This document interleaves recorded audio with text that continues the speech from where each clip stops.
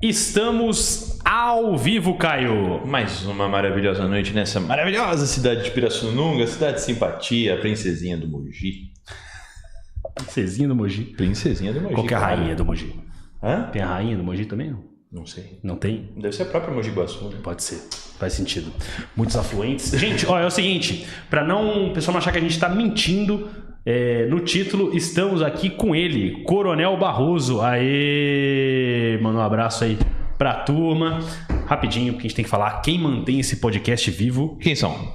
Ó, Tecasa Energia Solar. O sol é nosso. O sol é muito nosso, então você que tá querendo parar de pagar caro na conta de luz, manda um orçamento pra mim lá no @tecasasolar que eu vou te responder e você vai começar a parar de pagar caro nessa conta de luz. @Tecasa Energia Solar. O sol é nosso. Isso. E também o Workdot Coworking. O seu espaço de trabalho compartilhado em Pirassununga, salas de reunião, sala compartilhada de trabalho, toda a estrutura e infraestrutura pronta para te receber. Workdot. Exatamente. De segunda a sexta, das 8 às 6 da tarde. Muito bom, Caio. É um lugar maravilhoso, que é o lugar que a gente se encontra hoje. We are nele. Sem mais deslongas, eu tô ruim, minha dicção tá terrível hoje. Sem mais delongas, estamos aqui com o Coronel Barroso. Vamos começar o nosso papo sobre Empreendedorismo.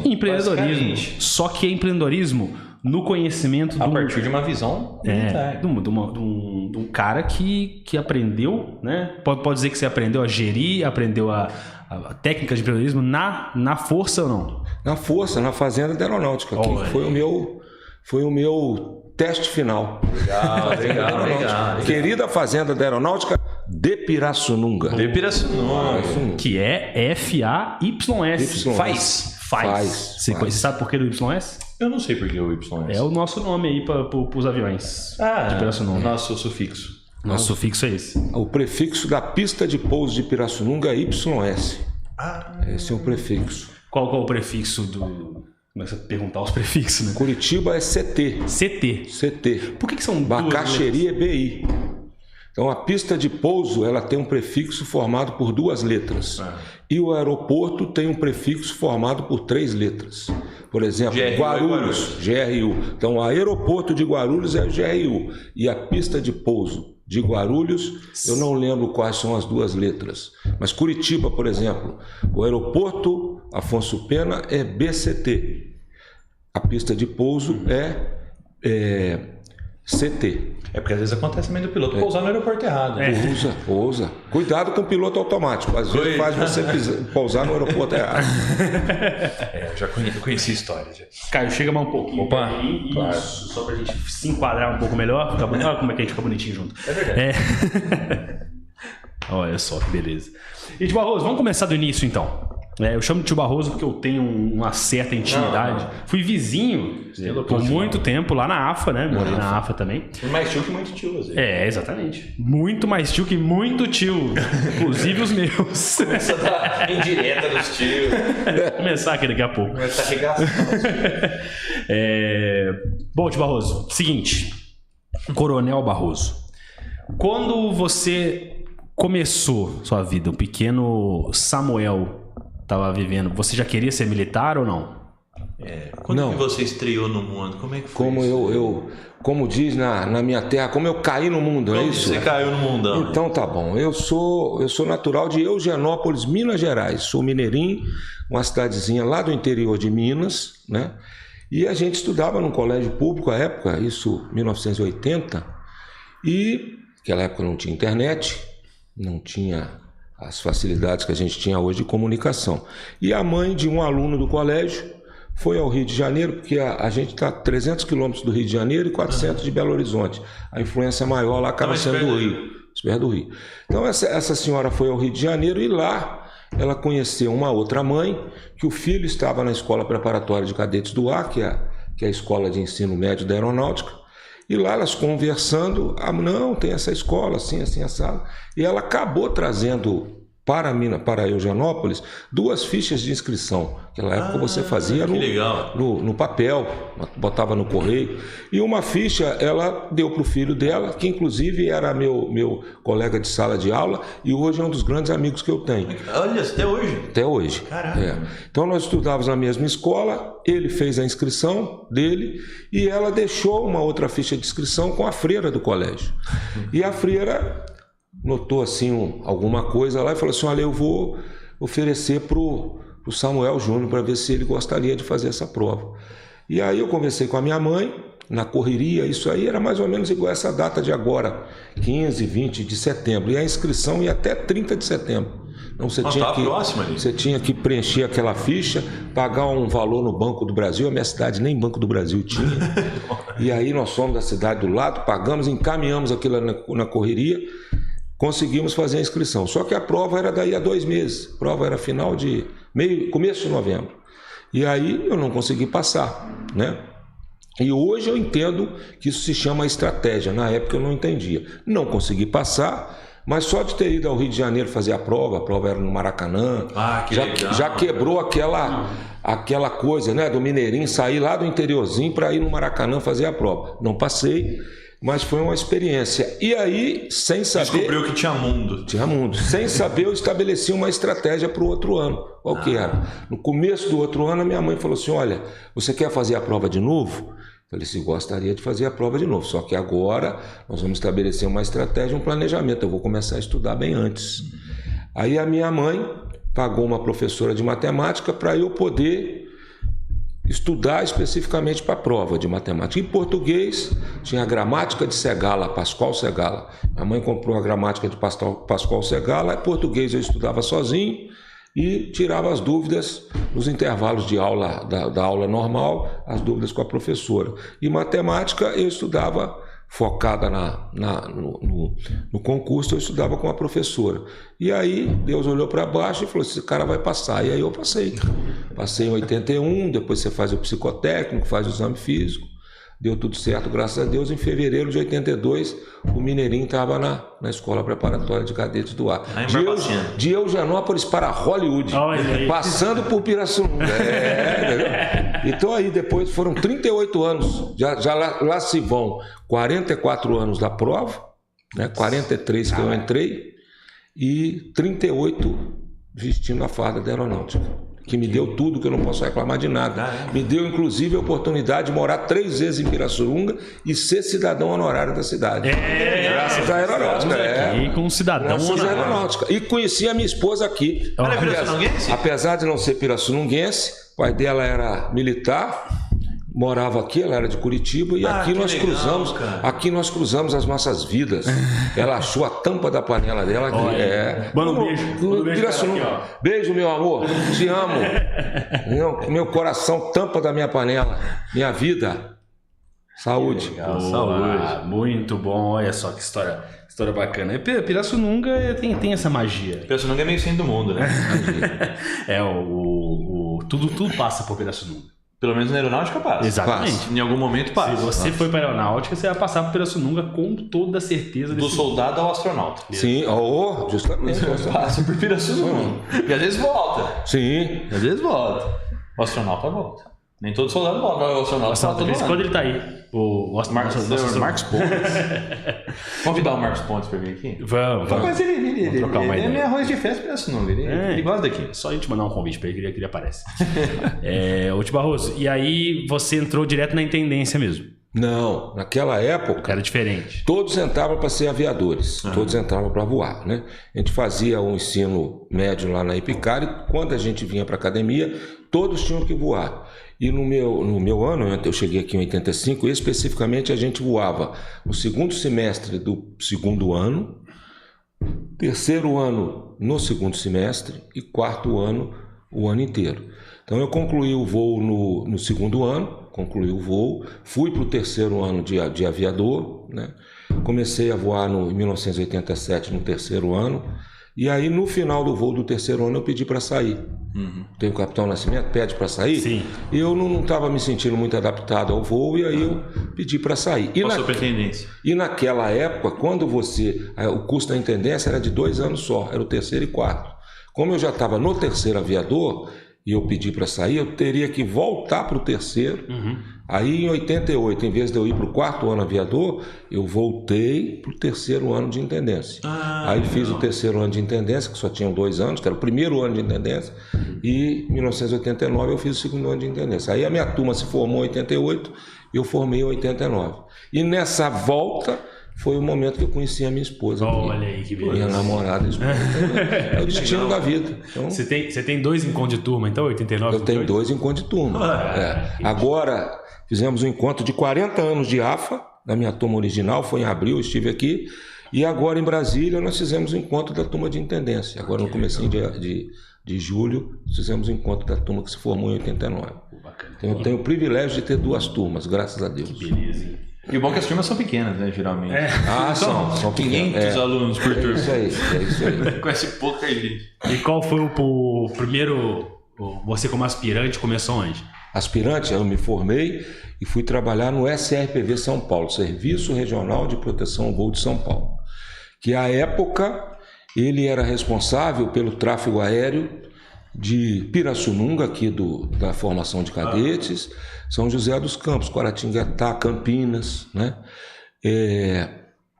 Corumbá, no Mato Grosso, Ponta Porã, a gente também tinha. E foram 6 anos lá no SRPV São Paulo. Mas a missão principal do SRPV é fazer o controle de tráfego aéreo da Ponte Aérea Rio-São Paulo, que a gente chama de tubulão, né? E não sei se são esses números ainda, mas não deve ter mudado. O tráfego aéreo Rio-São Paulo é o 5º maior tráfego aéreo do mundo. Ô, louco! Sim. Sério mesmo? Sim. E a responsabilidade é do SR. Eu cheguei lá aspirante em janeiro de 89 e foram 6 anos lá. Né? O primeiro amor a gente não esquece, então a minha primeira organização militar foi o SRPV. Vindo por 1 ano, todo final de semana, namorar em Pirassununga. A namorada estava aqui, eu estava sexta-feira, Danube Azul na proa. Então eu ia perguntar qual era a empresa.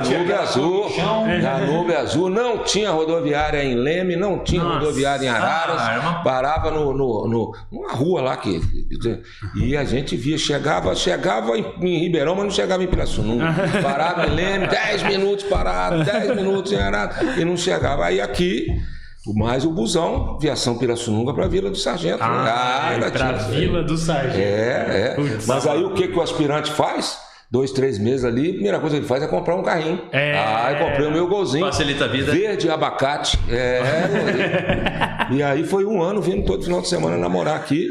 Depois o pai dela foi para a reserva, foi para Curitiba. Eu passei mais 2 anos todo final de semana namorar em Curitiba.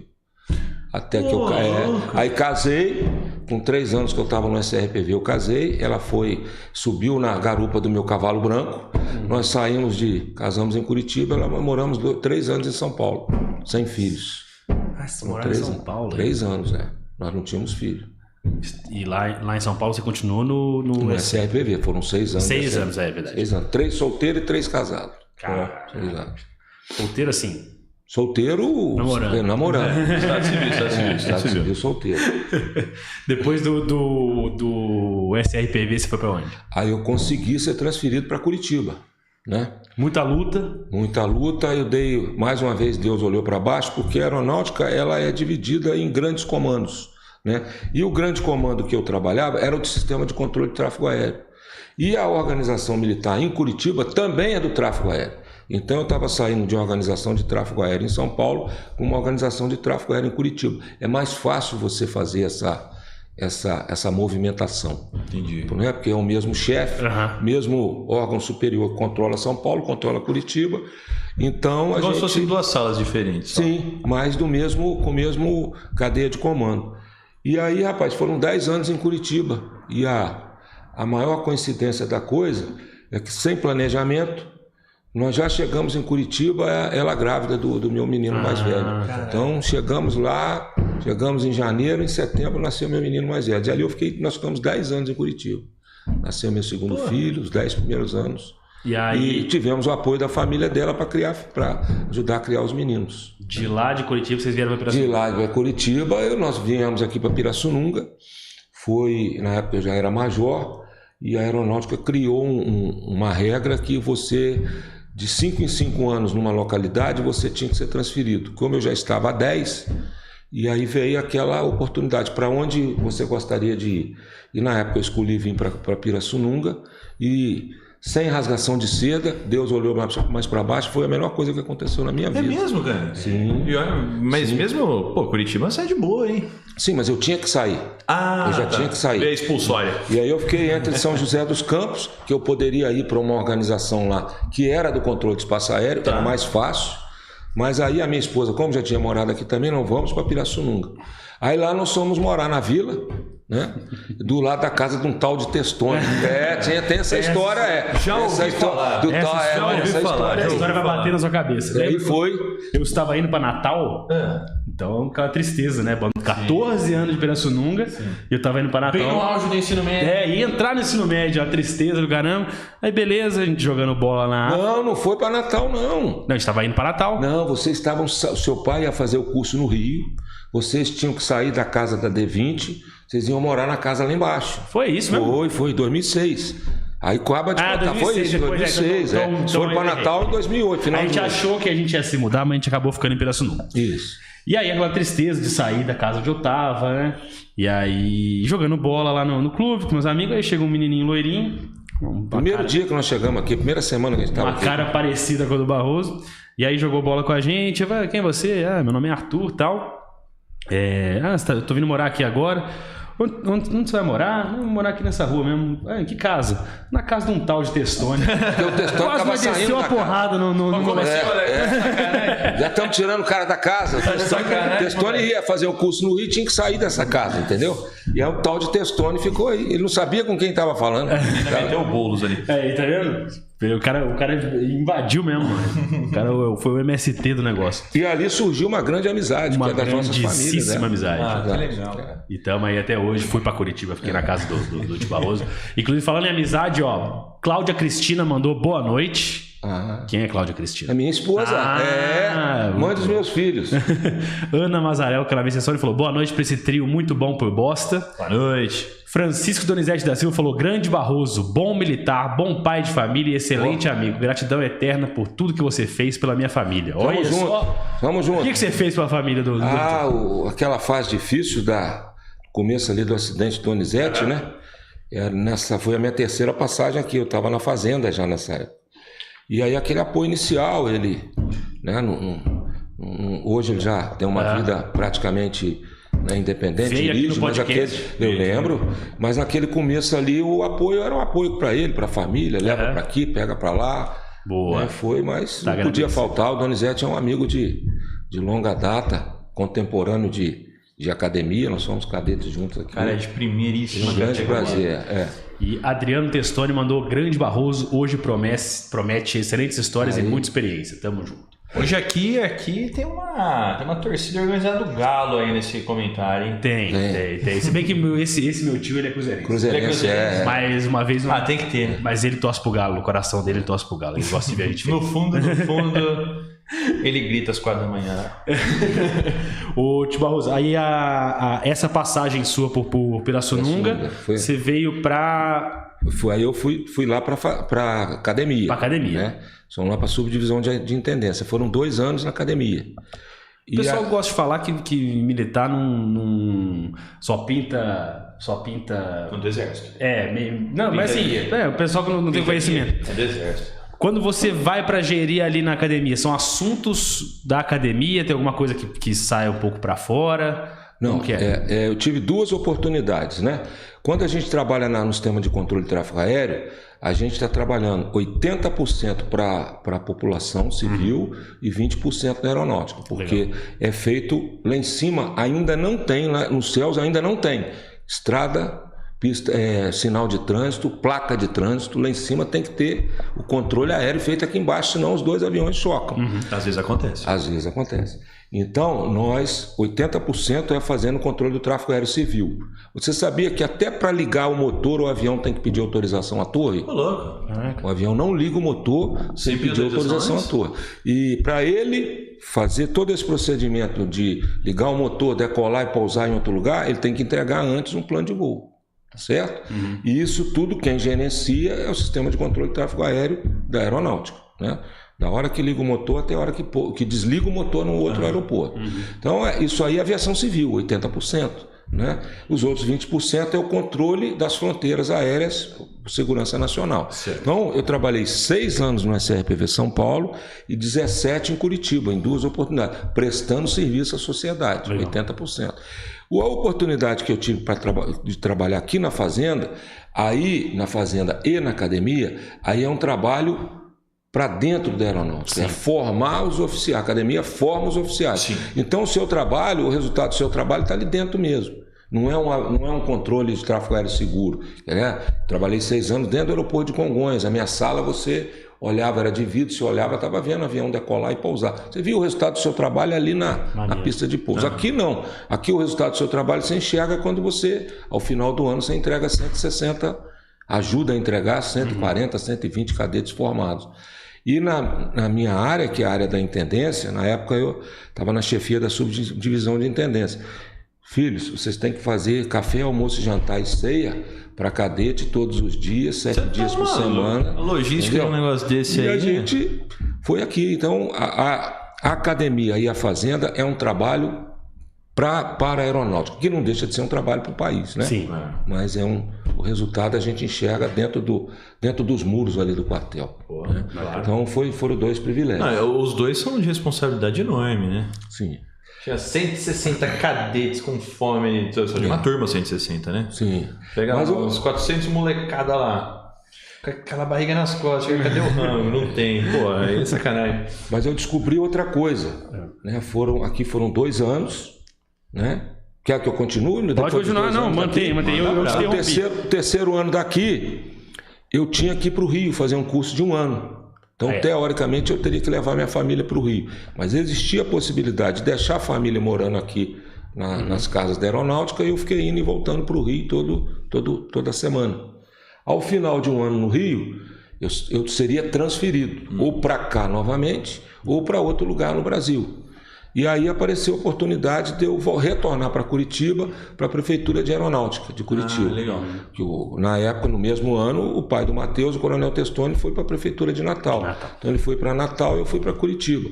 E muita gente não conhece, a Prefeitura são os imóveis residenciais, né, que a Aeronáutica oferece para o seu militar, em contrapartida ele paga para morar nessas casas, e a Prefeitura faz a manutenção preventiva antes da pessoa ocupar a casa, faz a manutenção corretiva se acontece alguma coisa enquanto a pessoa está lá, gerencia as filas de entrada, de saída, recebe, essa coisada toda. Então foram 2 anos lá em Pirassununga, na Prefeitura de Aeronáutica. Depois dos 2 anos de Pirassununga, eu consegui ser transferido para o Sindacta em Curitiba, que eu já tinha trabalhado 10 anos no Sindacta. Aí lá foram 4 anos na divisão de administração e 1 ano como subcomandante. Eu fui o único subcomandante intendente lá do Sindacta 2. O Sindacta 2 controla 1/3 do tráfego aéreo do Brasil. Então todo o céu brasileiro é dividido em 4 Sindactas.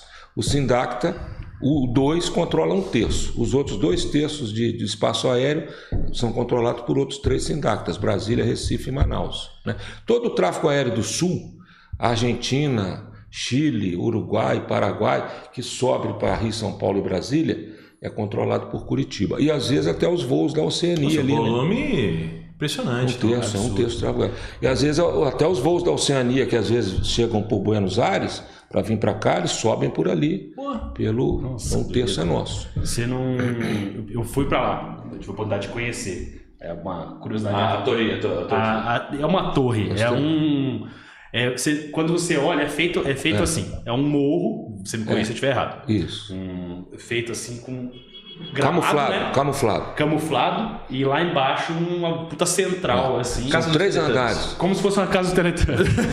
São 3 andares para baixo da terra, né? 3 andares de subsolo ali. Aí quando eu fui lá, eles estavam resgatando um cara lá no Rio de Janeiro, né? Um negócio assim, não sei o que tava rolando.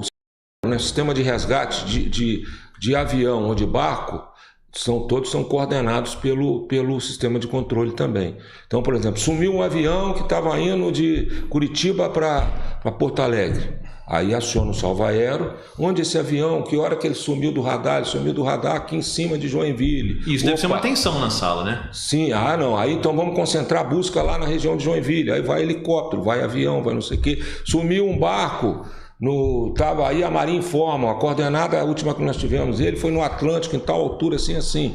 Aí a aeronáutica coordena o envio da Força Aérea e da própria Marinha para vasculhar ali. Foi quando ele foi visitar lá o centro. Então, esse sistema é um sistema de salvamento.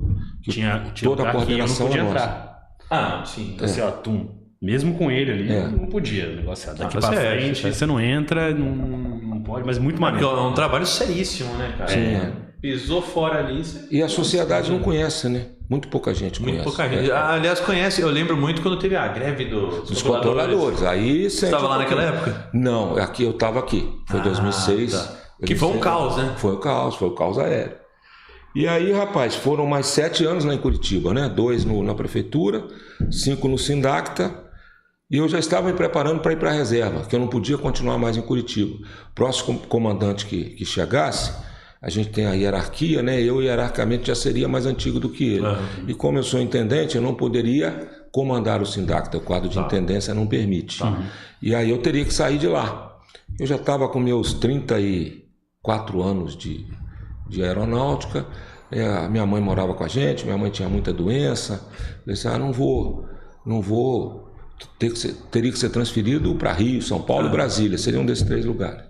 E aí eu falei, não, vamos para a reserva, vamos aposentar. E aí, rapaz, a minha mãe ficou enferma 93 dias de UTI naquele ano. Puxa vida. Já estava me preparando para ir para a reserva, no final de 15, ela faleceu. Aí eu já estava preparado para ir para a reserva com ela viva. Eu não vou mudar minha programação, eu vou para a reserva. Mas se eu não estivesse indo para a reserva, eu falei Rio, Brasília e São Paulo, mas automaticamente eu teria que ir para o Rio, fazer um curso de 1 ano. E para o Rio eu não iria mesmo com família. Aí era obrigado. Eu podia até pedir o cancelamento do curso, mas eu teria que ser transferido de Curitiba para outro lugar. E aí, rapaz, a minha mãe faleceu 10 de outubro, eu já tinha entrado com o processo de reserva, recebo uma ligação um dia do gabinete do comandante em Brasília. Barroso, aquele curso que você está programado para fazer no Rio, ele nem sabia que eu não ia fazer o curso mais. Você quer fazer na Argentina? Aí, rapaz, eu falei, olha, brigadeiro, cometi até um erro, porque ninguém cospe nesse prato assim. Eu falei, brigadeiro, aconteceu isso, o senhor me dá até o começo da tarde para responder? Você tá maluco, rapaz? Eu falei, não, eu tenho que conversar com a minha esposa, porque a gente já estava preparado, não sei o quê. Aí desliguei o telefone e fui para casa. Vamos, porque se eu fosse para o exterior 1 ano, depois eu tinha que ficar 3 anos na aeronáutica a mais. Era o pedágio, e eu não voltaria para Curitiba. Era o pedágio. Eu falei, aumentava consideravelmente. Sim, aí eu tinha um compromisso de mais 4 anos, 1 ano de Argentina e mais 3. Sim. E aí conversamos, ela falou, topa, a gente vai lá para Buenos Aires, fica 1 ano, depois quando você retornar, você tenta ficar em algum lugar aqui na região de São Paulo, São José, Guaratinguetá, Pirassununga, e a família ficar em Curitiba. Cheguei em Buenos Aires, chegamos com a família, eu, os 2 meninos e a esposa. O filho mais velho tinha acabado de passar na Federal, mas ele passou para o 2º semestre. Então ele ia para a Argentina com a gente, ficava lá 6 meses, depois vinha. Rapaz, cheguei na Argentina em fevereiro. Em março, porque eu só ia começar a me preocupar para onde eu iria lá para junho, mais ou menos. A aeronáutica, assim, lá para abril, maio, junho, você tem que informar para onde você gostaria de ir. Em março, eu recebi uma ligação lá em Buenos Aires. Era o diretor da fazenda aqui, o Carlos Alberto, que hoje a esposa dele é até a doutora Beatriz. Carlos Alberto foi diretor do Carlos Alberto, ligou, Barroso, estou querendo indicar o seu nome para vir para a fazenda ano que vem como diretor. Falei, pô, Carlos Alberto, é tudo que eu quero. Fechou. Eu quero ficar perto de Pirassununga, já tinha morado aqui 2 vezes. Já tem algum... A esposa já tinha morado. Inclusive, o meu menino morou na casa, perto da casa de um tal de Testone. Aí eu falei, Carlos Alberto, é tudo que eu quero, mas fiquei quieto. Nem para o casal de amigos aqui eu falei, vai que dá errado. Aí em julho saiu a decisão, você vai para... E aí, cara, foi a cereja do bolo da minha vida, poder voltar para Pirassununga pela terceira vez, dirigir a fazenda, que é um negócio completamente diferente. E aí eu descobri o seguinte, uma coisa é você dar comida, café, almoço, jantar e ceia para o cadete, né? O dia que não tem arroz, você bota lá eu fui cadete na época da greve era a greve do Sarney. Então a gente passou aqui quase 3 meses comendo só salsicha, não tinha carne, mas você come salsicha. Né? O que tem. O que tem. O ser humano ele consegue se virar. Agora, meu amigo, uma coisa é você chegar na fazenda, que na minha época tinha 400 cabeças de vaca e 300 cabeças de porco, e eles também têm que comer todos os dias. E ele não pode ir na lanchonete e comprar, né? Ele tem que estar lá no coxo. Então foi uma experiência marcante, 3 anos, né? E a vaca, aprendam isso vocês dois, vaca não dá leite, tem que tirar. Se você não tirar, ela dá febre e passa mal. Então não parece, mas é uma responsabilidade doida. Você tem que alimentar aqueles bichinhos ali 3, 4 vezes por dia, tirar o leite, e se passar do ponto... Aí foi essa experiência, 3 anos, a família ficou em Curitiba, mas a minha esposa também gosta muito daqui, vinha sempre para cá, eu viajava. Foram 3 maravilhosos anos. Nossa, saudades. Foi quando eu comecei a entender que todos aqueles conceitos que a gente pratica, estratégia, comprometimento, foco, disciplina, tem que ser empregado no empreendedorismo, só que respeitando muito o corporativismo aqui fora, eu acho que poderia ser melhor incrementado, entendeu? Com certeza. Então foi nessa que aí eu pude ir para a reserva, paguei com muito prazer, paguei os 3 anos que eu tinha que ficar aqui na fazenda, e aí eu voltei para Curitiba. E estou nessa batalha hoje, guerreando e empreendendo. Guerreando e empreendendo. E aí, quando você teve o insight para criar o Guerrear e Empreender?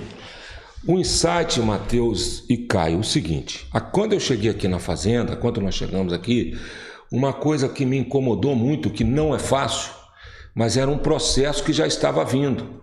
E eu me senti na obrigação de concluir, de tentar concluí-lo. Uma coisa é rapaz, eu esqueci o nome da fabricante de iogurte que tem aqui, a... Jamava? Jamava, né? Uma coisa é a Jamava estabelecer o preço do iogurte dela. Por quê? Porque tudo gira em torno da venda da Jamava. Então ela paga o funcionário com o valor do iogurte. A fazenda é um pouco diferente. É bom o iogurte lá, hein? Porque o meu... iogurte, como se diz aqui em Pirassununga, o Danone. Danone. O pessoal fala Danone. Pô, mas só produto de qualidade. Muito bom. Queijo era bom também. Mas o que acontece? O meu salário, ele não vem da venda do iogurte. O meu salário, quem paga é o governo através da aeronáutica. E como é que eu coloco esse meu salário na composição de preço do iogurte? Tem que constar, né?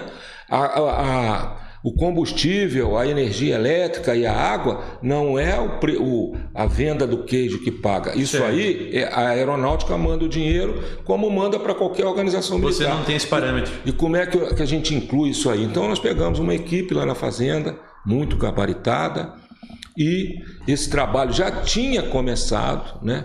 Depois a fazenda teve outras prioridades, teve que dar uma segurada um pouquinho. Quando eu recebi a fazenda do Carlos Alberto, eu senti, por ele já ter acertado algumas coisas lá, eu eu tive condições, tive oportunidade de terminar esse trabalho que eles começaram. E aí a gente teve que fazer muito benchmarking com a Jamava, com a Fazenda Colorada aqui em Araras, para entender como é que eles estratificavam o custo, né? E conseguimos ganhar um prêmio internacional nesse trabalho de custo. Olha aí. Auxiliado pela professora, desculpa, eu não lembro o nome dela, auxiliado pela professora da AFA, a AFA nos deu apoio, né? Ganhamos um prêmio internacional pelo trabalho de custos, conseguimos estratificar toda a nossa cadeia de valor e chegar no preço de custo dos produtos da fazenda. E a professora que nos orientou, né? Na verdade, eu fui só era o diretor e era o presidente dessa comissão, mas tinha menina, a decisão final ali cabia a gente, né? Mas tinha a capitã Samara, uma menina muito competente, né? Que fez o trabalho bruto ali junto com a equipe dela, os tenentes, o pessoal sargento.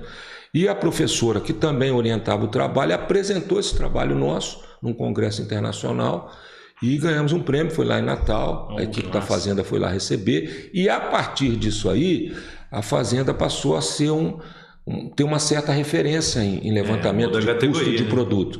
A gente foi convidado para participar de simpósio em São Paulo, aquela coisa, e logo em seguida eu fui para a reserva. Então eu falei, opa, aqui está um filão que a gente pode ajudar aqui o mundo corporativo a pensar um pouquinho de estratégia, porque a gente faz estratégia para tudo, a gente não imagina o que está fazendo, mas é melhor você fazer conscientemente. E foi aí que eu comecei.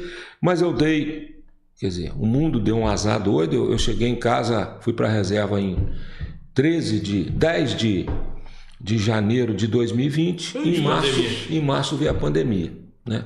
Como a gente tem que fazer dos limões uma limonada, foi oportunidade, e não tinha outra opção, é ficar dentro de casa, lendo muito, estudando muito sobre definição de objetivo, ferramentas de tomada de decisão. Tudo isso a gente aprende na aeronáutica. A gente fez o curso de gestão de riscos aqui, fez curso de qualidade de vida no ambiente de trabalho aqui na aeronáutica, na fazenda. Aí eu comecei a compilar isso tudo, ler isso tudo, criar arcabouços de estratégia, de foco, de comprometimento, não tinha outra coisa para fazer. E aproveitei e fui caminhar também. Em 7 meses eu emagreci 20 quilos, caminhando 100 quilômetros por semana. Então a pandemia para mim foi ler, escrever coisa, caminhar 7 vezes por semana. 100 quilômetros por semana. E aí, rapaz, eu comecei em fevereiro, no meio de agosto eu emagreci 20 quilos. E aí 21 a mesma coisa, né? Lendo muito. E depois, quando a pandemia foi possibilitando a gente voltar a ter uma vida relativamente normal, a gente começou a interagir com o mundo. Tivemos oportunidade a gente ter uma microempresa, tivemos oportunidade de entrar na Câmara Comercial do Paraná, né? E o tempo foi passando. Esse ano eu fui convidado, inclusive a gente está na Câmara de Mentoria lá da Associação Comercial. E aí vai interagindo com as pessoas, e isso aí é mostrar que você consegue atingir o objetivo que você definiu utilizando arte e não utilizando sorte. Porque às vezes a gente fala assim, eu quero ser arquiteto, mas você não pensa se você tem dinheiro, onde tem uma faculdade de arquitetura, se é isso mesmo, se eu me conheço e se é a arquitetura que eu tenho. Não é melhor você pensar isso tudo antes de botar o seu time em campo? Então essa foi a ideia. Estamos aí tentando interagir, agradecendo a oportunidade, porque hoje a gente não fica sem mídia social, né? Com certeza. Tem que ter Primeira coisa que a pessoa pergunta, quantos seguidores você tem? Às vezes não é por aí, né? Às vezes é mais o conteúdo, mas estamos aí nessa batida. Hoje em dia esse negócio de número é complicado mesmo. Complicado. Só um adendo, lá na fazenda você teve um contato com a cachaça? E tem um cara que veio no podcast que gosta muito do Barroso também, que é o Milton. Milton Lima. Milton Lima. Inclusive, falou de você aqui também no podcast. Milton é gente nossa. E a cachaça não entrava nesse negócio porque a cachaça da FAIS aqui, da Fazenda, ela não é comercializada. Não. A Faísca. Não. E ela é premiada. A cachaça...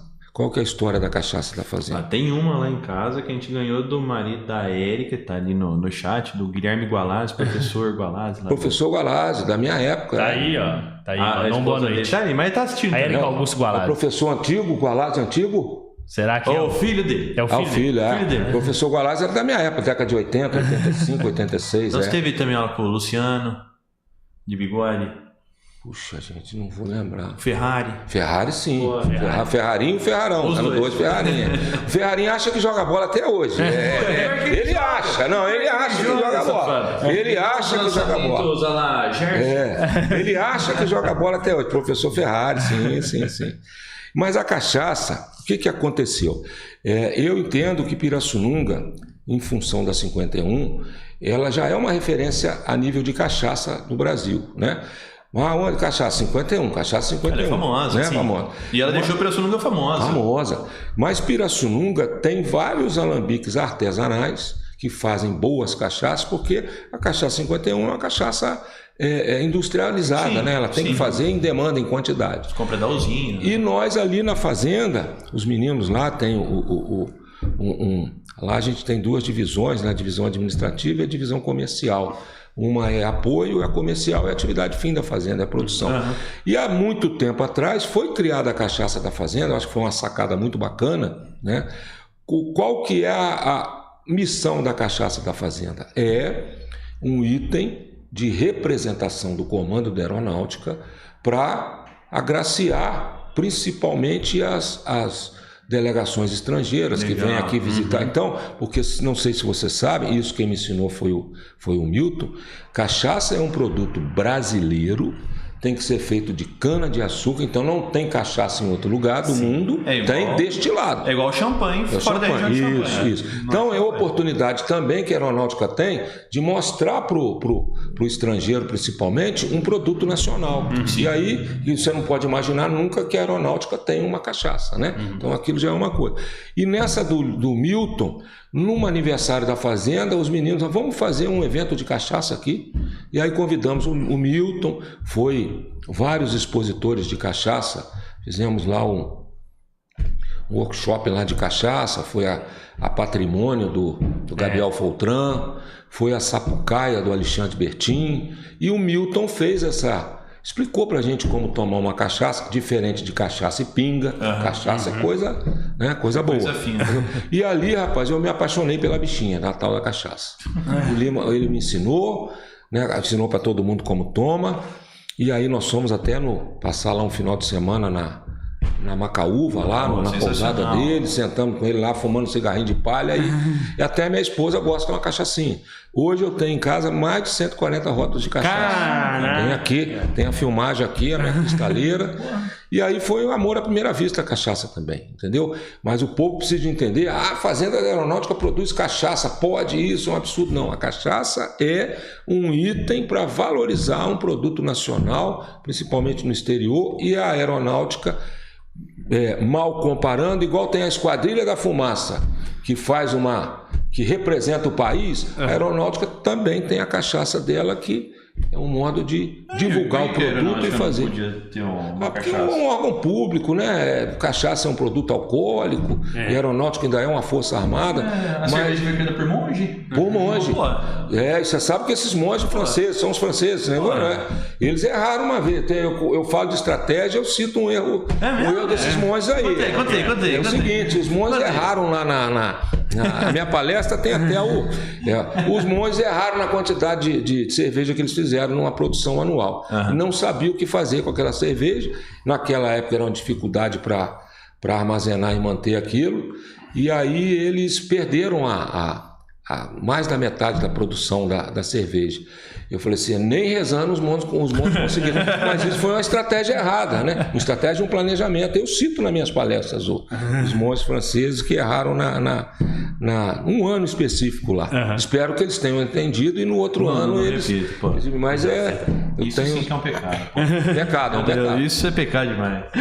E, entrando no Guerrear e Empreender, você fez essa revisitação, então, na época da pandemia, leu bastante livro, mas tem um livro específico aí que você pegou e abraçou. Inclusive você deve ter lido, porque você é um rapaz que lê bastante. Que é a minha Bíblia. Que é a Bíblia dele. É a Arte da Guerra de Sun Tzu. Né? Um livro escrito há mais de 2.500 anos atrás, porque ele viveu... Alguns livros falam entre 400 e 500 anos antes de Cristo. Vocês leem esse livro também na Leio. Começa a palestra falando... Não, esse na livro aeronáutica... devia ser livro de cabeceira. Na aeronáutica especificamente não foi um livro obrigatório para a gente ler. Mas é um livro muito falado dentro dos quartéis, inclusive, né? Ele não envelheceu. Não. É sempre atual. E a frase que eu inicio a minha palestra é assim: os caminhos da vitória num conflito bélico ou numa luta comercial são semelhantes, pois todos são formas de guerra e combate sobre as mesmas regras. Essa é a frase que Sun Tzu. Então, as regras de um combate bélico e as regras do comércio, do mundo corporativo, use as mesmas regras que você vai se dar bem. Né? Ou não vai se dar mal. Né? Entendi. Então, eu começo por aí, entendeu? E também, a gente vai evoluindo um pouquinho, eu peguei uma outra frase, que aí já não é de Sun Tzu mais, é do... Flávios Renatus Vegetius, um filósofo romano. E ele fala assim, se quer conquistar os seus objetivos, use a arte e não a sorte.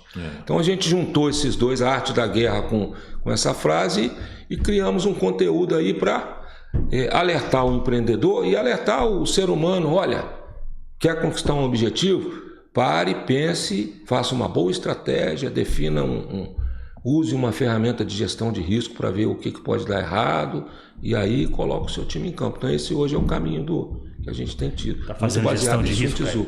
Oi? Tá fazendo gestão de risco, não? Faz gestão de risco? Sim, claro. A gente faz... Obra é puro risco.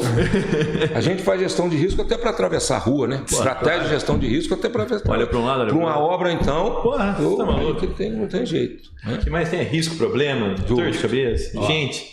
A Ana Mazael, que ela perguntou aqui. Gostaria de saber do Coronel Barroso se tem como empreender sem guerrear. Sou da paz. Não, mas o Sun Tzu já disse, a verdadeira arte da guerra é conquistar o inimigo sem lutar.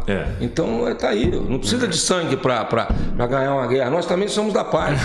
Né? E você utilizando estratégia, planejamento, foco, disciplina, comprometimento, muito provavelmente você vai ganhar a guerra sem dar um tiro.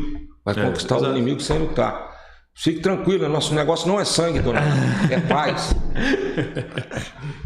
Ô, Barroso, você começa com essa frase e hoje em dia sua palestra, Quais são os pilares da palestra? Os pilares da palestra. Ontem nós fizemos uma palestra lá na Usina Ferrari. Agradecer lá o pessoal da Usina Ferrari, foi muito bacana.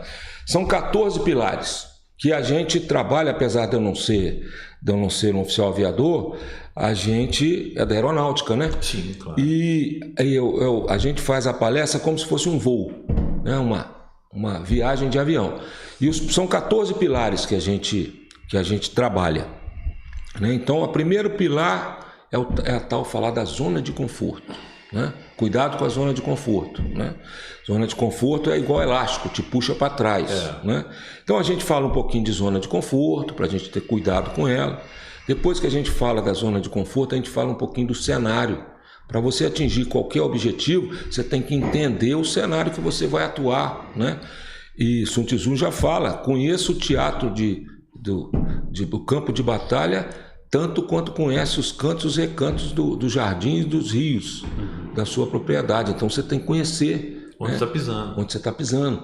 Né? E a primeira pessoa que você tem que conhecer é você mesmo, para ver se você consegue realmente atingir aquele objetivo. Então eu falo um pouquinho de conhecer a si mesmo e conhecer o cenário que você vai atuar. O empreendedor, por exemplo, ele tem que... Vou criar uma loja de chocolate aqui em Pirassununga. Mas como é que é o mercado? Tem mercado? Quantas lojas de bombom já tem aqui? Ele conhece o concorrente dele? Você sabe da história da Boticário com Cacau Show? Como que é? Você conhece o seu concorrente? A Boticário achava que os concorrentes dela eram lojas de perfume. E depois ela descobriu que os concorrentes dela eram lojas de pequenos presentes. E que a maior concorrente dela chama-se Cacau Show. Maior franquia do Brasil. Por quê? Porque ou você compra um perfume para dar de presente, mas você compra também uma caixa bonita de chocolate. As duas maiores franquias do Brasil. Né? Entendeu? Então, conheça o cenário que você vai atuar antes de definir. Então, estude os seus concorrentes, estude quem são os seus clientes, os colaboradores. Eu tenho condições de abrir uma fábrica de chocolate em Pirassununga? Será que eu tenho mão de obra? Então, estude isso tudo antes. Colaborador, cliente, fornecedor... Você mesmo, vou estar envolvido, comprometido 100% com aquele processo. Esse é o segundo cenário, é o segunda escala, com zona de conforto, cenário. O terceiro, pois não? Então, aqui eu e o Caio, a gente tem uma pira meio parecida de fazer coisas que não tem na cidade. Sim. Fazer o que não tem. Workdot? Não tem coworking. Coworking na cidade não tem. Na região também. No caso, stand-up? Não tem na cidade. Verdade. A gente gosta das coisas que não tem. Tinha muita gente que trouxe coisas que não tinham. Tem menos concorrência. Não tem nenhuma concorrência. Só que a gente aí também não sabe se aquilo vai dar certo. Sim. Então, como seria uma análise para uma coisa que não existe naquele local? Sim, isso aí é o estudo do cenário. Né? Você tem que trabalhar com dados, você vai ter que fazer pesquisa, né? Utilizar ferramentas de pesquisa, estatística. Né? Que às vezes você vai, por exemplo, se eu fizer um restaurante de frango com quiabo e angu, lá em Curitiba não vai sair, porque o curitibano não sabe nem o que é, entendeu? Eu estou falando que não vai sair em tese, porque então antes de eu criar esse restaurante eu tenho que estudar o mercado, tenho que estudar as preferências, conhecer o seu cliente. Isso é um trabalho essencial e básico, que é segundo pilar da minha palestra, conhecer o cenário, conhecer as potencialidades, método SWOT. Quais são os pontos fortes, pontos fracos, oportunidade e ameaça que eu tenho. Então, isso é o cenário. E aí, coincidentemente você falou nisso, o terceiro pilar do meu trabalho é objetivo com criatividade. Se eu for criar aqui mais uma loja de pastel em Pirassununga, é mais uma loja de pastel. Tento criar, então, alguma coisa que realmente não tem, baseado naquele estudo de cenário. Sim. Então, esse é o terceiro pilar, objetivo com criatividade.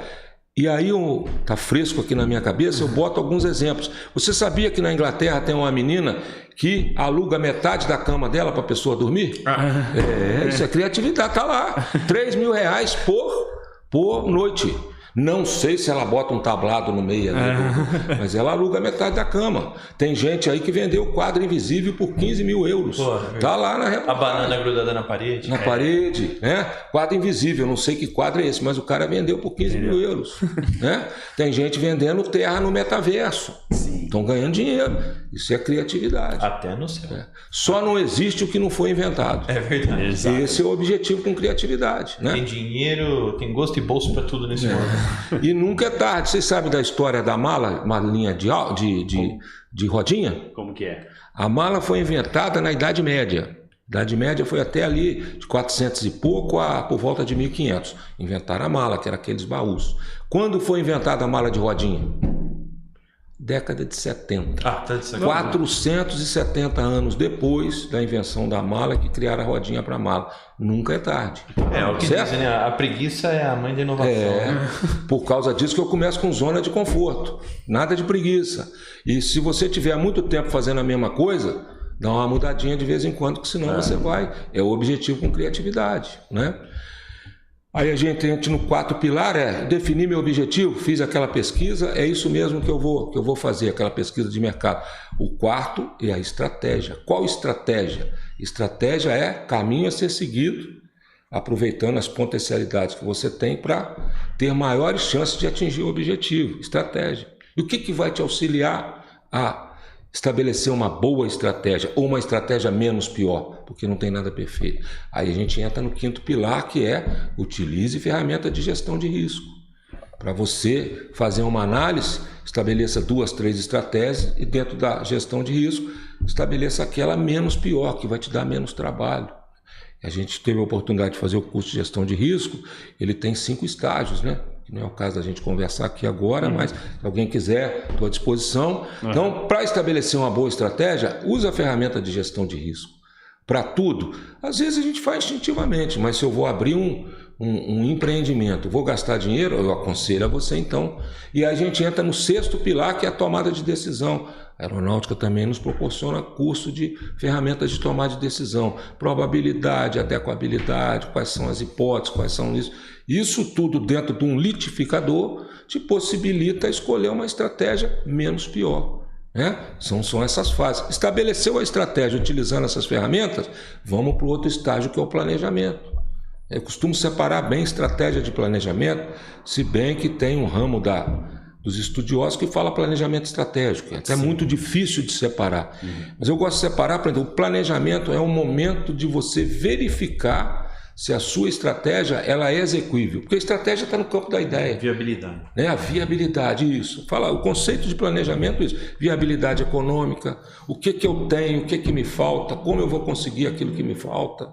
Né? Aí é o planejamento. É quando o filho chora e a mãe não vê. Porque às vezes você vai chegar à conclusão que eu não tenho condições, não tenho os recursos disponíveis para fazer aquela estratégia, eu tenho que mudar. Então é o planejamento que te mostra isso, né? E aquele planejamento eficiente e efetivo, né? A gente tem que saber muito bem a diferença entre eficiente e efetivo. Tem essa... Qual que é a diferença? Eficiência é você fazer mais com menos recurso, menos tempo, menos energia, né? com mais qualidade. Fazer mais com menos é o básico. Mais com menos e com qualidade. Se eu e você, nós produzimos copo, o mesmo copo, se eu conseguir produzir 10 copos em 1 hora e você só produz 8 em 1 hora, e eu consigo gastar R$10 a menos do que você, eu estou sendo mais eficiente do que você. Agora, não adianta nada se eu não for eficaz. Eficaz o que é? Vender o copo. É o gol. Se eu não fizer o gol, que é vender o copo, eu não fui eficaz. Tem muita gente que mistura. Então a eficácia é fazer o gol, é vender o copo. Será que o mercado precisa desse copo? Está bem feito, eu comecei fazendo ele por R$1 cada um, hoje eu consigo fazer ele por 50 centavos, diminuir o tempo, então estou extremamente eficiente. Mas não é isso que o mercado quer mais, então eu não estou sendo eficaz. Essas coisas têm que caminhar junto, eficiência e eficácia. Então, um planejamento, ele tem que ser eficiente e eficaz. E maleável, às vezes você tem que mudar alguma coisa durante o processo. Né? Fez o planejamento, confirmou a estratégia, agora nós vamos botar o time para jogar. Né? Agora é executar a estratégia. Aí entram questões de doutrina, comprometimento, foco, disciplina e motivação. E o papel da liderança. Esses são os outros estágios. Mas doutrina, o cara, doutrina é uma palavra de velho. Não, doutrina é o seu dia a dia. Como é que você quer ser um arquiteto? Um bom arquiteto, tendo como diz o Roberto Justo, tendo uma relação virtuosa com seu cliente, bom para você e bom para ele, isso é doutrina de vida. Ou você quer ter uma relação viciada, ganhar vantagem sempre em cima do cara. Então, a sua empresa tem que estabelecer, e você tem que estabelecer isso para a sua vida. Essa é a doutrina, né? A doutrina, geralmente, de uma empresa, e a doutrina de vida, é a minha missão. Qual a minha missão? Produzir copos. Qual a minha visão? Visão, geralmente, é a médio prazo, médio e longo prazo. Daqui a 5 anos, está produzindo os melhores copos da cidade de Pirassununga e região por um preço acessível. Essa é a minha visão de futuro. Baseado em quê? São os valores. Baseado em honestidade, baseado em lealdade, baseado em relação virtuosa com seu cliente, com seu colaborador. É a base do relacionamento que você vai ter. Missão, visão e valores. Que geralmente é um quadro bonito na entrada da empresa. E lembre-se bem, a doutrina de uma empresa, ela tem que ter baseada na cultura do local. Né? Não adianta nada eu criar uma doutrina aqui que não é costume da região. Eu tenho que criar, por exemplo, no Rio Grande do Sul e na Argentina, lá em Buenos Aires, as lojas fecham na hora do almoço. Então eu não posso chegar lá criando as regras do jogo lá na Argentina, por exemplo, e colocar o meu colaborador para trabalhar na hora do almoço, que não vai rolar. Conflito pessoal dele com conflito da organização. Não vai rolar. Não vai rolar. Então, isso é a doutrina da empresa. E o comprometimento? Eu aceitei aquilo ali, que ali está ao encontro do que eu penso. Eu concordo com essa doutrina, eu quero ser leal, quero ter uma relação boa com meu colega de trabalho. Eu concordei, comprometi. Ponto. Mas ainda não está no campo da execução. Está no campo a que hora que a gente executa? É a hora que eu vou ter que utilizar o foco. Né? Eu produzo copo todos os dias. Mas não adianta eu chegar aqui amanhã e eu tenho que produzir o copo, de 10 em 10 minutos eu estou olhando no celular. Aí era para eu ter produzido 10 copos, eu só produzi 8. Eu falei que eu quero ser leal com o meu colega de trabalho, mas na verdade eu estou passando a perna nele. Eu me comprometi, mas eu não estou focado com aquilo que eu me comprometi. É fácil ter foco? Vocês acreditam que é fácil ter foco? Não é fácil. A psicanálise... Mas tem distração nessa vida. Né? O Pedro Calabres... Ainda mais agora com o celular. Com o celular. Pedro Calabres é o careca, né? Pedro Calabres. Não, esse é um psicanalista aí, e ele diz, e os estudos dizem, que o ser humano ele não consegue prestar atenção em mais de uma coisa ao mesmo tempo. Sim. Não consegue. Por isso que nas linhas de produção, elas são basicamente automatizadas. O cara que bota a porta do carro, ele só bota a porta, não é isso? O outro que bota a lâmpada na linha de produção, só bota a lâmpada. Aí o Caio fala assim, amanhã eu tenho que fazer um projeto e eu vou deixar o meu celular em casa, porque eu sei que se eu levar o celular para o trabalho, ele vai me desconcentrar. Aí o Caio deixa na casa dele, esconde o celular debaixo do colchão, para ele nem lembrar que existe celular na vida dele. Aí o Caio senta aqui na mesa, começa a fazer o projeto dele, Mas de 2 em 2 minutos, será que o meu celular está tocando? Será que ele não está tocando? Você está concentrado? Você está focado? Era melhor então ter trazido o celular para cá. Eu vi um vídeo muito bom sobre isso, e o cara é muito viciado em videogame. E aí ele colocou o controle dele dentro de um cofre com timer. E aí ele não podia tirar. Como ele não tinha possibilidade de jogar o videogame, é que nem você tá trabalhando em casa e você vem pro coworking. Olha só que ponte incrível que eu fiz agora em Work.coworking. Aí você vem pro coworking, você não tem a distração do cachorro, da televisão, do seu... Os parentes. Da sua televisão que é smart lá, sei lá. Enfim. E aí você vai assistir a série que você quer, parente principalmente.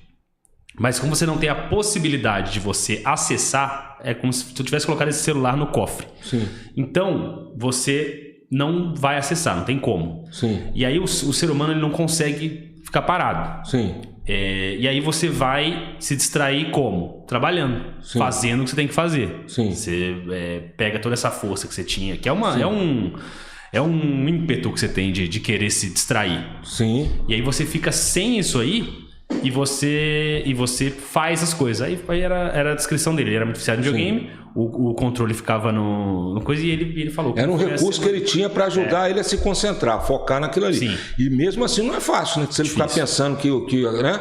Então o foco não é fácil. E quem que te dá o foco? É você. A disciplina. A disciplina. Né? Michael Tyson diz assim, disciplina é fazer o que você não gosta como se fosse a coisa que você mais gostasse. Disciplina tem outra frase, é você avisar para o seu cérebro que amanhã você tem que fazer aquele projeto que você não está afim de fazer e que você tem que deixar o celular de lado ou o controle do videogame de lado. Você quer jogar o videogame, você quer usar o celular, mas avisa para o seu cérebro que aquilo ali é interessante para você porque você se comprometeu com a sua empresa, ou se comprometeu com a sua vida que você tinha que fazer aquele projeto. É a disciplina, é a força. E de onde vem essa disciplina? Interna, eu tiro de mim mesmo essa disciplina, ou externa. Se eu não estiver muito concentrado naquilo que eu estou fazendo, no quartel é assim, vem o mais antigo, amigo, agora não é hora, você não pode dormir na sala de aula aqui. Opa, se eu não estou...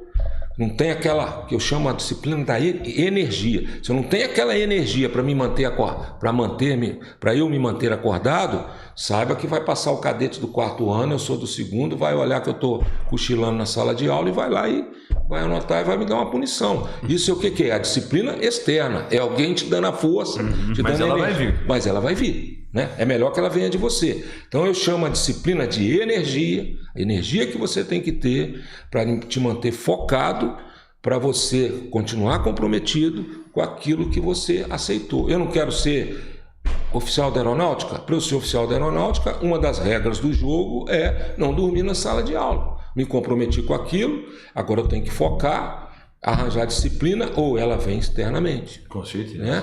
E por quê? De onde vem essa disciplina? A energia vem de quê? Vem do alimento, não é isso? Você não consegue energia comendo, o carro não consegue energia com combustível. Certo. A energia, a disciplina vem da motivação. Eu quero ser oficial da aeronáutica. Essa é a minha motivação de vida. Né? Então, a motivação é o alimento que você ingere para gerar disciplina, para você atingir os seus objetivos com foco e comprometimento. Entendeu? Você já viu falar na pirâmide de Maslow? Já ouviu falar? Já ouviu falar. Tem agora, pirâmide de Maslow, ela começa. Quais são as necessidades básicas? Homeostase, sexo, comida, respiração. Aí vai subindo. Chega um determinado momento que a satisfação pessoal, que é o reconhecimento no trabalho, ela começa aqui com a base. Né? Primeira coisa que você tem que fazer é alimentar, respirar, né? As suas necessidades fisiológicas, ponto. Isso foi segunda metade da década de 40 até a metade da década de 50. Formou-se essa teoria. Também na década de 50 criaram a teoria dos 2 valores. É o que te dá mais motivação e o que te dá menos motivação. Que é mais ou menos a pirâmide de Maslow, com algumas diferenças. Mudou alguma coisa de lá para cá? A sua necessidade básica continua a mesma. Você tem que arranjar alguma coisa ali dentro da pirâmide de Maslow que te motive. Né? Ou eu vou trabalhar porque eu preciso de comer, ou eu vou trabalhar porque vai chegar um momento que eu estou trabalhando mais por uma satisfação pessoal do que por dinheiro, mas você tem que estar motivado em alguma coisa. É o alimento que vai fazer você ter disciplina para atingir. Então, esses 5 pilares: estabeleci uma doutrina de vida, concordei com ela, estou comprometido, agora eu tenho que executar, aí eu tenho que ter foco. De onde vem o foco? Vem da disciplina. E a disciplina você consegue ela baseada em quê? Nos fatores motivacionais que vão fazer você. Esses são mais 5 pilares aí desse nosso voo, entendeu? E a gente vai conversando disso aí. Esqueci de um detalhe da tomada de decisão. A gente fala isso. Não tome decisão. O Sun Tzu diz: não coloque o seu exército em ação se você estiver com raiva e com ira. Então não tome decisão quando você estiver bravo. Não tome decisão quando você estiver com fome. Não tome decisão quando você estiver cansado. Então, os estudiosos orientam até: se você tiver que tomar decisão, tome pela manhã que você está mais descansado. Não tome decisão quando estiver triste. Né? A precipitação, você sabe a piada do filho, a mãe e o pai? Nasceu o menino acabou de nascer. O menino nasceu e já falou: eu vou morrer em 4 dias, minha mãe vai morrer em 10 dias e meu pai vai morrer em 15 dias. Menino lá com algumas horas de vida. Deu 4 dias, o menino morreu. O pai e a mãe já ficou preocupado. Esse moleque deu 10 dias, a mãe morreu. Aí o pai já falou assim: pô, o próximo agora, daqui a 5 dias, que é os 15, vou morrer. Vendeu tudo que tinha, 10 dias morreu o vizinho. Se precipitou. Ele analisou. Ele podia ter analisado: opa, esse meu vizinho aqui, será que sou eu mesmo? Minha esposa andava muito por lá, ele andava muito por cá. Precipitação. Então, cuidado com a precipitação. Né? Não tome decisão. Então, era só para acrescentar isso no tomar de decisão. E aí a gente entra na crítica, que é o penúltimo pilar que a gente conversa. Crítica, o mercado, eu estou entendendo isso agora, porque na aeronáutica é um pouco diferente, mas o mercado não gosta que a gente use a palavra crítica, porque crítica ficou como se eu fosse falar negativamente de você, né? Mas a aeronáutica nos ensina: crítica é a arte de apreciar méritos e deméritos. Para quê? Para aperfeiçoar procedimentos futuros. Mas por que eu vou criticar o mérito, criticar positivamente? Para você não cair na zona de conforto. Tudo que está bom demais tem que melhorar mais um pouquinho. E o demérito você tem que criticar realmente para tentar atingir a excelência. Né? Picasso fala assim, Pablo Picasso fala assim: eu tento o impossível, porque o possível todos tentam. Né? E aí eu criei uma frase para mim, eu não sabia dessa frase do Picasso, eu digo assim: todos os dias tentar chegar perto do milagre. Milagre a gente consegue? Não. Mas se a gente todos os dias chegar perto, a gente está tentando o impossível, que é o que o Picasso fala. Né? Então, a crítica é isso: o que está bom tem sempre que melhorar para não cair na mesmice. Lembra o objetivo com criatividade que a gente tem que ser? E a coisa que está ruim tem que melhorar. A crítica, às vezes, você dá 2 passos para trás para dar um passo para frente. Né? Sun Tzu diz, era um general Douay. General Douay é um general italiano. Ele é considerado o pai do poder aéreo. Quando começou o avião, né? E os aviões começaram, a maioria deles começaram no exército, não tinha arma aeronáutica. E ele fala assim: tem mais chance de vitória aquele que se antecipa aos caminhos que a guerra está tomando. Então isso aí é crítica. Eu tenho que criticar o processo, aquela estratégia que eu fiz, aquele planejamento, tá? Você já estabeleceu riscos, fica com aqueles riscos na mão. Será que algum risco desse aqui que poderia acontecer está acontecendo? Isso é criticar. Não, está muito bom esse processo aqui, então vamos manter. Vocês sabem a caneta Bic, quando ela foi criada? Quando que foi? 1950. Tá. É a melhor caneta esferográfica que nós temos até hoje no Brasil, correto? Mais usada, pelo menos, né? 75 anos. Você sabe o que ela mudou até hoje? Não. Uma coisa. O que ela mudou? A tampa dela era fechada e aí ela cortou a tampa, porque se você engolir, permite respirar. Então a crítica serve para isso. Pô, o time tá bom, o time tá ganhando. Não precisa de mudar nada. Então, 75 anos que existe caneta Bic, ela fez uma alteração só. Aí tem aquela história que a gente escuta de professor, que é uma mentira do caramba. Mas pode ser que seja verdade, não sei. Eu acho que deve até usar esse exemplo. Que é a da caixa da pasta de dente. Que às vezes vinha sem pasta dentro. Aí compraram a empresa, sei lá, chamam a Colgate, comprou um braço mecânico com um sensor que via qual caixa estava com pasta dentro, retirava, né, parava a produção, retirava e ia passando só as caixas com pasta dentro. Sim. E aí o time de engenharia comprou esse braço, deixou lá rodando um mês, quando voltou, não estava usando, né? Sim. Aí falaram com o pessoal do chão de fábrica, por que vocês não estão usando, não sei o quê? Ah, não, muito difícil de mexer, tá errando muito, não sei o quê. Aí a gente fez uma vaquinha, comprou um ventiladorzão, e aí, ventando, a caixa que tava vazia voava e as outras mantinham. Criatividade. Então. Aí eles mantêm. E também a pasta de dente era lacradinha também, a pontinha dela. Aí saía pouca pasta. Eles arrancaram para poder vender mais também. O funcionário falou pro diretor. Isso, funcionário falou pro diretor. Criticando o processo, né? Criticou e melhorou e aperfeiçoou. Crítica é isso, não é só coisa ruim, não. E às vezes não tem que mudar nada, como fez a caneta Bic, né? Uhum. Então, essa é o penúltimo tópico que a gente fala. E o último é a liderança, né? Primeira pessoa que a gente tem que começar a liderar somos nós mesmos. Sim. Né? Vocês sabem quem é o seu maior inimigo e qual é o seu maior amigo? Você. Nós mesmos. Nós mesmos. Napoleão Bonaparte disse assim: o maior inimigo sou eu mesmo. E tanto é que ele perdeu por ele mesmo. Insistiu em invadir a Rússia e dançou. Né? E tem um provérbio sueco que já fala outra coisa. A mão que mais vai te ajudar é a que está no final do seu braço. Então você é seu maior amigo e o seu maior inimigo. Se conheça para você estar sempre do lado do seu maior amigo e se conheça para você combater o seu maior inimigo. Primeira coisa, é fácil? Não. Mas a gente tem que procurar, liderar a gente. E aí a gente conversa um pouquinho do politicamente correto, politicamente incorreto, né? A gente fala em persistência. Tem até um exemplo que você usava que eu esqueci na palestra. Do politicamente correto. Não, vou falar um pouquinho aqui para vocês. Tá, mas você pega, tem o persistente, né?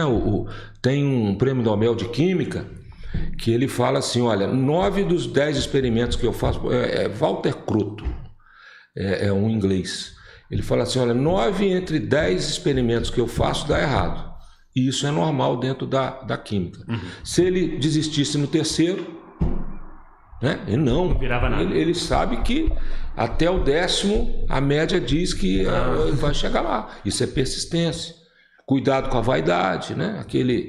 O filme Advogado do Diabo, a vaidade é o pecado que eu mais gosto. É ali que eu tiro o cara do sério, né? Esse filme é muito bom. Muito bom, muito bom. Então, rapaz, de tudo, ser líder não é fácil, né? Tem uma definição de liderança, que liderança é igual beleza. Fácil de enxergar e difícil de definir. Uhum. Né?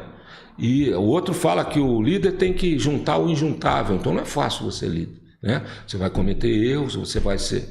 eu tenho que ser sempre politicamente correto? Será que eu posso dar uma escorregada daqui? Então, não é fácil ser líder. Mas eu computo 2 coisas assim na liderança. Sempre se você se colocar no lugar do outro, para você saber se ele errou porque ele estava de má vontade, porque ele não deu o seu máximo, ou se ele errou porque é natural errar. Ele tentou o impossível, mas ele errou. Né? E a Madre Teresa de Calcutá já fala, errar é mais fácil. Então, mas ele errou por quê? Porque ele deu o seu máximo ou não? E a vida militar, ela nos permite isso. Ninguém chega a coronel sem ter sido tenente. Então, essa é um privilégio que a gente tem, que quando a gente chega a coronel e olha para baixo, vê o erro do tenente, você já passou por aquilo ali. O carro da autoescola, você já esteve aqui. Você tem condições de enxergar se aquele cara errou porque ele quis, errou porque... Isso é um privilégio. A gente tem condições de se colocar no lugar do outro porque a gente já passou aquela experiência. Isso por líder é muito bom. E 2 coisas a mais, justiça e exemplo. Se você for justo ao julgar o seu colaborador, o seu subordinado hierarquicamente, e você der o exemplo, meu amigo, você pode ser politicamente correto ou politicamente incorreto, que o cara vai te seguir. Né? E aí deve ser esse exemplo que você perguntou, o general Patton. Esse cara foi um monstro na Segunda Guerra. E ele fala assim: quando eu quero que meus soldados entendam as minhas ordens, eu xingo, falo palavra feia, sou grosso, porque eu sei que eles vão sair dali imbuído no processo. Porra, dá para contrariar esse cara? Esse cara foi um ícone na Segunda Guerra. Você traz para o esporte Abel Ferreira. Ferreira, ele fala assim, responsabilidade e humanização. Esse é meu tratamento. Eu não estou aqui para agradar, eu estou aqui para conquistar. Né? E aí, o detalhe, os pormenores, ele controla até sono do jogador. Como é que ele faz isso? Eu não sei. E alguém tem dúvida com o Abel Ferreira? A gente pode não gostar do time dele, mas tem dúvida que ele é um vencedor? É um vencedor. E ele falou isso aqui, eu vim aqui para ganhar, eu não vim para... Né? E ele ganha com jogadores diferentes, o Palmeiras está sempre mudando. Bernardinho é um monstro. Bernardinho treinou, foi campeão com homem e com mulher. E ele fala, liderança não é concurso de popularidade. Então ele é politicamente correto? Não. Na beira da quadra ali, ele pula, grita, não é assim? Politicamente incorreto. Mas ele tá ali, cara, lá dentro das quatro paredes, ele deve ser um cara que sabe julgar a pessoa, é um cara que dá exemplo, tá junto. Então, justiça e exemplo, amigo, você pode ser politicamente incorreto, que o seu colaborador vai atrás de você, vai com você. E na hora do vamos ver, ele quer uma liderança forte. Forte. Em 2010 foi feita uma pesquisa dos CEOs aí, e quem estava na crista da onda era lá, a vez dos desagradáveis. Eram os CEOs, mas o cara dava resultado e a tropa estava com ele ali, o colaborador estava. Então, ser politicamente correto ou incorreto, para mim, tanto faz. Se você for justo e dar o exemplo com justiça, se colocar no lugar da pessoa, entender como é que é a coisa, o líder vai ter resultado. Vai ter resultado.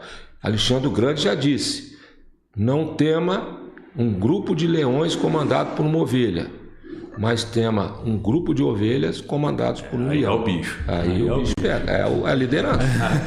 Essa é boa. Essa é boa. É o Alexandre Grande. Tudo bem treinado ali, né? Uma vez eu tenho um conselho de um amigo meu. Falou, se um baixinho te chamar pra briga, corra. O cara, entendeu? É aquilo ali, é o leão. Porque tem coisa. Provavelmente ele tá preparado. Pensa que ele é ovelha, não. Se um baixinho te ele chamar tá pra mais briga, pra leão. Não aceita brigar, não. Ele tá mais ali, é complicado. E assim, com esse papo de liderança em voga, não dá pra todo mundo ser líder, né? Não. Mas assim, dá pra todo mundo ter o que você falou, se pôr no lugar do outro. Sim. Então assim, todo mundo deveria entender porque em algum momento você que tá seguindo um líder, no chão de fábrica ali, você vai ter que liderar alguma coisa. Sim. Você tem que você tá liderando você no começo da manhã, né? Sim. Quando você acorda e vai. Sim. É a primeira coisa. Mas aí, essa moda, deixar todo mundo tem que virar líder, também não funciona, não tem como, é impossível. Concordo. Porque nem todo mundo quer ser líder. Concordo. Porque a liderança é o ponto mais alto do pódio, e o ponto mais alto do pódio é solitário. Justamente. Não é tão simples assim. Não é simples, não. Eu sou dessa teoria que você consegue aperfeiçoar a liderança, consegue até, se você não é líder, você consegue captar algumas coisas, mas o líder aquele que é o expoente, ele vem com essa habilidade, vem inata dele ali, e ele vai aperfeiçoando durante o tempo. Isso o quartel te oferece essa oportunidade. Se você tem aquela veia ali, não tem lugar mais adequado para você praticar. O líder é aquele cara que quando chega, a coisa explode, ele tá tranquilo. Sim. Ele tá sossegado. Que é o líder que dá chilique a hora que a coisa estoura, e também é complicado. Porque aí você perde um pouco. A referência é aquele cara, ele espanou, ferrou. Ferrou. Sabia que Pirassununga, na Revolução de 32, né? O comandante do exército picou a mula, né? Foi mesmo? Pulou? Vazou. Saiu vazado. Aí os mineiros chegaram aqui, né? Pegaram a guarnição. Quem foi representar foi o Chico Assombração, que era tenente na época. Caraca. Aí eles ficaram por aqui um tempo e gostaram de Pirassununga. Pirassununga é uma cidade que o pessoal costuma gostar. É uma cidade de simpatia, né? Fizeram rua, colocaram iluminação pública, começaram a desenvolver Pirassununga. Os caras do exército ficaram aí, a guarnição. E o líder, Vazou. Na verdade, ele não era líder, ele era mais para chefe, né? O chefe. Primeiro é o chefe, gosta de mandar, mas... Qual a diferença do chefe pro líder? O chefe gosta de mandar, o chefe não ganha a empatia do seu colaborador. O líder convence, você vai por convencimento. O chefe vai pelo medo. Diferença de lealdade e fidelidade, tá aí. O líder, ele consegue que a pessoa siga pela lealdade. O chefe a pessoa vai segui-lo pela fidelidade. O que é fidelidade? Eu faço, porque se eu não fizer, eu vou ter algum problema. O leal faz por vontade própria. Ele é coagido, né? No caso do chefe. O chefe coage, aí o cara fica fiel. Então, não confunda fidelidade. Fiel fica esperto com fiel. Agora, o leal não. O leal, ele tá com você porque ele tá com você. Porque você convenceu. Porque você usou convencimento, aspectos de liderança que te fez estar junto. Maior experiência de liderança, pelo exemplo que eu conheço, é o famoso Winston Churchill. Que a gente conhece a história dele, que ele não deixou Hitler invadir a Inglaterra, ele combateu. Essa história dele é sensacional, mas vocês sabiam que antes disso ele fez uma coisa que eu nunca vi. Ele era major, antes da Primeira Guerra Mundial, ele era major da Marinha Inglesa. Né? Ele largou a Marinha e virou político. Na Primeira Guerra Mundial, ele era o primeiro lorde do almirantado. Ele era civil, mas primeiro lorde do almirantado seria o ministro da Marinha. Ele era ministro da Marinha, Primeira Guerra Mundial. Ele estabeleceu com o comando da Marinha uma estratégia para uma batalha que ia ter perto do Mar da Grécia. E a estratégia dele foi derrotada. A armada inglesa levou um vareio. O que ele fez? Pediu demissão de ministro da Marinha, do primeiro lorde do almirantado, voltou a ser major da Marinha, voltou para a tropa. E lá ele fez aquela limpeza interna dele ali, calçou a sandália da umidade. E aí, cara, depois disso, quem foi o Winston Churchill? Voltou a ser político, era primeiro-ministro na Inglaterra, um dos maiores estadistas, e foi um dos caras que venceu o Hitler. Então, o maior líder pelo exemplo, ele tirou tudo, cara, ele voltou a ser major. O cara que era ministro voltou a ser major. Pô, esse cara, eu tô com ele até a morte, porque ele não vai me abandonar.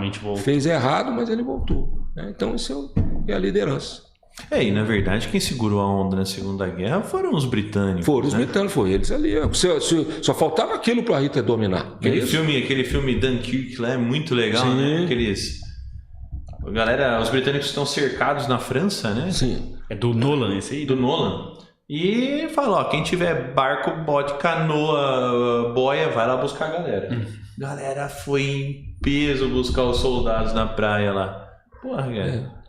É um inglês segurando o Hitler em cima e um americano ali entrando pela África, tanto que aqui Natal é o trampolim da vitória, né? O americano vinha daqui ele pulava para a África e aí ganharam a guerra. Mas o grande representante europeu ali do combate, o inglês, o francês pulou fora, né? O francês aceitou o Petain, deixou. E foi o Winston Churchill. Mas ele tem essa passagem aí da Marinha. O Hitler também faltou estratégia, né? Lá na Rússia. Faltou ler um pouco mais a história do Napoleão, né? Ele teve toda a oportunidade. Ele teve toda a oportunidade para não fazer o que fez, porque ele fez a mesma coisa que o Napoleão fez, foi tentar ir para a Rússia e o inverno pegou ele, e Napoleão fez a mesma coisa. Que daí tem um erro, que daí Sun Tzu fala no livro. Você não pode deixar o oponente sem saída. Sem saída, Porque quando você deixa ele sem saída, a única saída é ir pra cima de você. Pra cima de você, vai lutar até a morte. E ele fez isso com o Stalin. Ele na verdade, ele era meio próximo. Eles eram próximos. Não iam se agredir. Pô, por que não pegar a Rússia, né? Vamos lá. Fez uma blitzkrieg, mandou tanque, mandou tudo e falou, a Rússia não vai aguentar, não. Pô, a Rússia aguentou, hein? Vai. Ele não deu alternativa, porque era inverno russo, a galera com fome. Vai morrer de fome, vamos matar alemão. Como é que vai ser? Vamos matar alemão. É isso.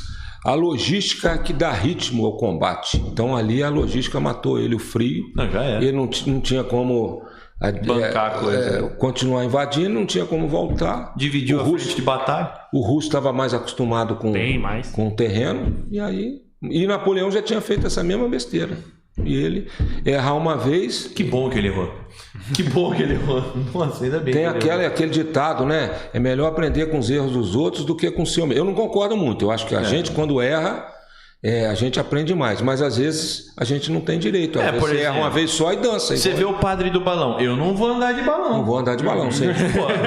Porque tem certas coisas que você não vai ter a segunda chance, né? Então é melhor aprender com os erros dos outros em determinados momentos. Isso aí eu não vou fazer. Pô, isso daí já não vai rolar. E o tipo, Barroso, aqui... Construir no terreno da sogra, não vou fazer. Não, melhor não, isso aí não. Isso é problema. Se não você faz isso, cuidado, hein? Cuidado. Problema. Se for fazer, faça com bastante estratégia, planejamento. Me contrate. Exato. Gestão de riscos. Veja os problemas que pode acontecer. Vai fazer para pontos positivos e negativos, bônus e bônus. Aqui a gente fala muito de Pirassununga. A gente tem o comerciante, a grande massa de comerciantes reclamam bastante de Pirassununga. E Pirassununga tem um elemento importante da sua palestra, que é aqui tem que ter a persistência. Se você não tiver... Você tem que... Você vai tomar na cabeça do pirassununguense, que é o cenário, né? O cenário aqui de Pirassununguense adora uma inauguração, mas tchau, nunca mais. Depois ele dá uma sumida. Mete o pau. Vai no dia, tira a foto, no dia seguinte mete o pau em tudo. Mete o pau em tudo. Até vai voltar mais tarde depois, mas enfim. Mas mete o pau no dia. Tem o esquema da persistência, que é onde muita gente acaba... não se mantém. E assim, para um lugar desse, você está vindo de fora, como que você desenvolve um estudo desse? Como que a sua palestra aborda... eu tenho vontade de criar uma empresa em Pirassununga, não conheço nada, estou entrando num ambiente desconhecido. E aí tô chegando de Minas, quero abrir um negócio. Não conheço ninguém, não sei de ninguém, não sei nem se isso aqui o Pirassununga gosta. Como é que eu faço? Você tem empresa especializada que faz esse levantamento de mercado, né? Ela vai trabalhar com estatística, vai trabalhar com como é que chama? Pesquisa de mercado, né? Então você tem empresas que trabalham com isso. Isso aí não é a minha especialidade. Eu tenho, por exemplo, curso de gestão de riscos para estabelecer os riscos do negócio. Certo. Agora, você entender o mercado, tem gente específica para isso que sabe fazer esse, né? Quantas já tem na cidade, se cabe mais qual seria o melhor local, né? Uma coisa, você vai abrir aqui tem uma padaria aqui, eu vou abrir uma padaria a 500 metros na frente, você vai ter que ser uma padaria muito diferente. Então você tem empresas que fazem essa pesquisa. Né? Acontece bastante isso, farmácia. Na Rua dos Andradas tem 5 cafeterias. 5 cafeterias. No mesmo trecho. E farmácia também. Mas é isso que eu estou te falando, o cara... Conquiste seus objetivos com arte e não com sorte. O cara faz com a sorte. Ele não... Será que essa... Ele vai. Então, vai. Né? Será que é esse mesmo? Esse é o objetivo? É isso que eu preciso? Né? E aí, qual a estratégia? Eu vou abrir na mesma rua? Eu vou abrir numa rua que não tem? Ou num bairro que não tem? Mas a gente vê, a maioria faz na doideira. Né? O ideal era fazer isso aí, que você tem gente especializada que faça isso. Né? Mínimos detalhes. Às vezes você vai lá, o próprio contador... Olha aqui, essa empresa aqui fatura tanto, a outra fatura menos um pouco, as duas são da mesma área. Por quê? Esse cara aqui, ele está no bairro tal, lá tem mais. Então, você consegue esses números para fazer um levantamento. E às vezes chega à conclusão que não é viável. E quando isso rola depois do sucesso? Você teve 5 anos... estourado, manteve o seu produto, mas... Aí vai no que ele falou, zona de conforto. Você tem que ir agregando criatividade toda hora uma pitadinha. A Nike lança todo dia um tênis diferente. Por quê? Porque tem público diferente. A não ser o All-Star, que é sempre a mesma coisa. Mas aí vendeu pra Converse. Que daí começou a fazer tênis diferentes. Porque tem o público que não quer só aquele tênis lá, ele quer personalizado. Vai ter um concorrente que vai fazer diferente de você. Então esteja esperto, seja você o cara diferente. Que é legal a história da Nespresso. A Nespresso, quando começou, só tinha ela de cafeteria. De cafeteria, da máquina de café, daquela forma, né? Com as cápsulas. E não tinha concorrência, mas uma hora vai ter. Vai ter. Então ela lançou a concorrente, a Dolce Gusto. Não, pelo menos as duas são da Nestlé. Tem duas opções. Uma é premium lá, não sei o quê, e a outra é para um outro público, mas funciona também, ok? E até isso, a criatividade, que a gente falou da caneta Bic, a criatividade está até em você manter aquilo que está fazendo, mas você tem que ter certeza que aquilo que você está fazendo, ninguém consegue chegar perto. É o caso da caneta Bic. Isso é criatividade. Eu me conheço, eu sei que o meu material é bom e que o mercado não tem igual. O Nespresso, eu vou continuar, o meu vai ser mais caro, e o meu público vai ser aquele que entende esse meu. Isso também é criatividade. Você entender que você tem que manter do jeito que está. Agora você tem que ter certeza, porque senão alguém vai te engolir. Né? E tem certas empresas que têm essa certeza e estão aí no mercado. Um exemplo disso é o McDonald's. Ele faz o Big Mac, e aí ele fez um teste cego com o rapaz. O melhor hambúrguer do McDonald's e o Big Mac. Aí o cara comeu o hambúrguer mais gostoso, não, gostoso e tal. E comeu o Big Mac e falou, isso aqui é o Big Mac, isso eu conheço. E aí ele fala, eu não quero fazer o melhor hambúrguer, eu tenho isso no meu cardápio, um hambúrguer. Sim. Tá lá também. Sim. Eu quero o mais conhecido. Sim. É isso aqui, o mais falado, e é isso que eu tô mirando. E ele mantém até hoje. Isso é criatividade. Agora, o cara estudou o cenário, ele sabe que ele pode continuar desse jeito. Mas eu tenho certeza que ele está sempre atento. Com certeza. Atento, né? Eu tenho uma lanchonete, eu faço um hambúrguer delicioso. Não, a galera vai querer ir lá, comer a batatinha, comer o Big Mac. Você viu que a Nike mudou o slogan numa campanha? Mudou mesmo? Aquele Just Do It. Ela mudou numa campanha agora recente, ela colocou Why Do It? Que é, por que você faz isso? Que é, qual que é a sua motivação? Qual que é o negócio? Sim. Pô, a Nike é uma empresa que ela faz sempre campanhas. Ela nunca faz aquela campanha, não, todo mundo pode. Ela fala, não, se você conseguir, você tem que se esforçar, né? Sim. Então, tipo, tinha uma lá que era o esforço dói, né? Então, tipo, a galera descendo a escada assim, mancando, porque num dia antes foi correr. Sim. Aí era só escadas, né? Aí um outro mais gordinho assim, descendo, todos com Nike no pé. Mas por quê? Foi fazer um exercício, você tá saindo e dói. Você sair da zona de conforto dói. Dói, pô. Mas você tem que estar motivado por alguma coisa. Por quê? Emagrecer, quero, né? Qualidade de vida, né? E tem uma lá que também que é das vitórias.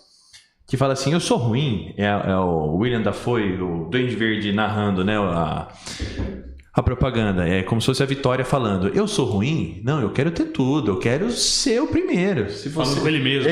A Vitória falando com ela mesma, né, e mostra os, tipo, Vênus, William, Serena, só os top. Mas, tipo, pra você ser campeão fudidão, você vai entregar sua vida na parada. Sim. O Pondé não, o careca lá, o Leandro Carnal. Ele fala. Ele fala assim, né? Ele fala assim que uma mulher chegou para um pianista e falou assim: nossa, eu daria a vida para tocar o que você toca, né? Ele falou: então, eu dei. Eu dediquei minha vida pra isso. Pra isso aí. Eu fiz isso. Eu fiz isso. Pois é. Você tem uma campanha que você acha cabulosíssima, assim, que você fala bastante nas palestras ou não? Não, eu falo as que dão errado. Você sabe pro cara aprender com o erro dos outros. Você sabe da Budweiser em 2023, a Bud Light? A Bud Light, e aqui não vai nenhum juízo de valor, eu vou falar o que aconteceu. A Bud Light começou a fazer uma propaganda com uma pessoa trans nos Estados Unidos. E aí, rapaz, foi uma derrocada. Perdeu valor na bolsa, perdeu bilhões na bolsa, e falou, caraca, o que aconteceu? Criticou, tirou a propaganda do mercado e refez a propaganda colocando um militar. É o público dela. Que ela não conhecia. Então ela não estudou, ela não conhecia o cenário. Não, o que a gente começa falando depois da zona de conforto? Conheça o cenário que você está. Ela não conhecia o cliente dela. Ela precisou de sofrer no sangue, perdeu bilhões na bolsa de valor, porque ela descobriu ali que ela tinha um público conservador. Mas a Bud não sabia o público dela. Foi o que aconteceu, né? Entendeu? Então a gente fala dessas coisas que dão errado. Você sabia que Apple perdeu mais de 1 trilhão de valor de mercado desde o começo do ano. Ela parou de investir em desenvolvimento. O novo iPhone é igual os 2 últimos, com uma câmera melhorzinha, mas e aí? A inovação. Um mundo cheio de IA, cada hora uma IA mais avançada e tal, a Apple não investiu. Que era o que o Steve Jobs investia pesado. Sim. O Tim Cook ele investiu muito em recompra de ações. Que é o que o Steve Jobs falou, não faça isso, não mexe com isso. E ele justamente fez isso. Fora os posicionamentos políticos desse ano, né? Então, boa parte do público dela falou assim, não, mas eu não sou de acordo com isso, deixar de pagar, deixar de comprar o produto. O negócio encalhou. Você veja bem, Se conhecer para quem está vendendo, Tá vendendo. o seu terreno. Sim. Pô. Aqui na América do Sul, até a última vez que eu vi, não tem muito tempo, a Bolívia não tem McDonald's. Caraca. Questão cultural. E ele já tentou entrar lá, não deu certo. Não vai. O Peru tem a tal da Inca, é o refrigerante Inca, que é o nosso Guaraná Antártica. Não, sim, mas é uma bebida mais adocicada. A Coca-Cola chegou lá e comprou o Inca. Tentou mudar o nome. O máximo que o peruano deixou, ela foi acrescentar cola. Então hoje é o Inca Cola. Mas não mudou garrafa, não mudou cor, não mudou. O peruano não deixou. O Guaraná é Jesus. O Guaraná concorrente vendia mais que a Coca-Cola. Sim. Lá então, na região dele, lá a Coca teve que comprar. Porque... E não mudou o nome, porque, Então você vê, isso são estratégias. O McDonald's prefere fazer um sanduíche que marque a pessoa do que ser o melhor sanduíche. Isso é estratégia, né? Chama-se estratégia. A Bud Light usou uma estratégia errada. Perdeu o valor de mercado, recuperou. E para ganhar é difícil, mas para perder é muito fácil demais, rápido, né? Aí você quer ver duas estratégias novas agora, 2025. A Chevrolet está juntando com a Hyundai para vender uma SUV que elas vão lançar e um carro médio. Então, qual que é o objetivo dela? Vender carro, não é? Qual que é a estratégia? Eu vou juntar nós dois e vamos vender carro junto. Ponto. A Uber está juntando com a iFood para entregar comida. Estratégia que não sei se vai dar certo, mas são estratégias, né? E lá no Rio de Janeiro, isso é de 2023, a milícia juntou com um traficante para vender produtos. Os dois estão vendendo junto. Um vende os gatos da vida no lugar. O outro então, os dois de inimigo viraram. Então são estratégias. Melhor do que ficar se matando. Né? Então, são estratégias que. Qual que é uma boa estratégia? Fizeram uma joint venture do crime. Qual uma boa estratégia? Entenda se você pode juntar com, entre aspas, concorrente. Né? Tem uma frase lá da praia: sozinho você não é nada, nem corno. Então às vezes junta uma estratégia. Pô, aquele cara é meu concorrente, não, vamos juntar aqui, vamos. Então, sozinho às vezes é melhor.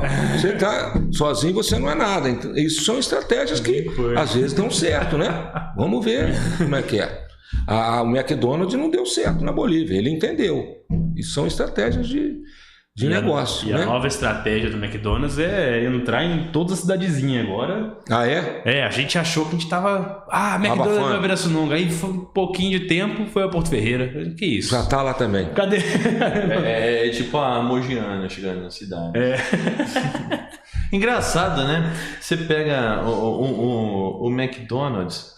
A gente assistiu o filme e todo mundo sempre achou que o negócio deles era lanche. No filme do McDonald's mostra que é um ramo imobiliário, na verdade. Sim. Assim como a Starbucks, ela não vive de café. Ela vive do crédito que a galera carrega nos cartões Starbucks. Ela é um banco. Praticamente. Ela é um banco, né? Então, é interessante a visão.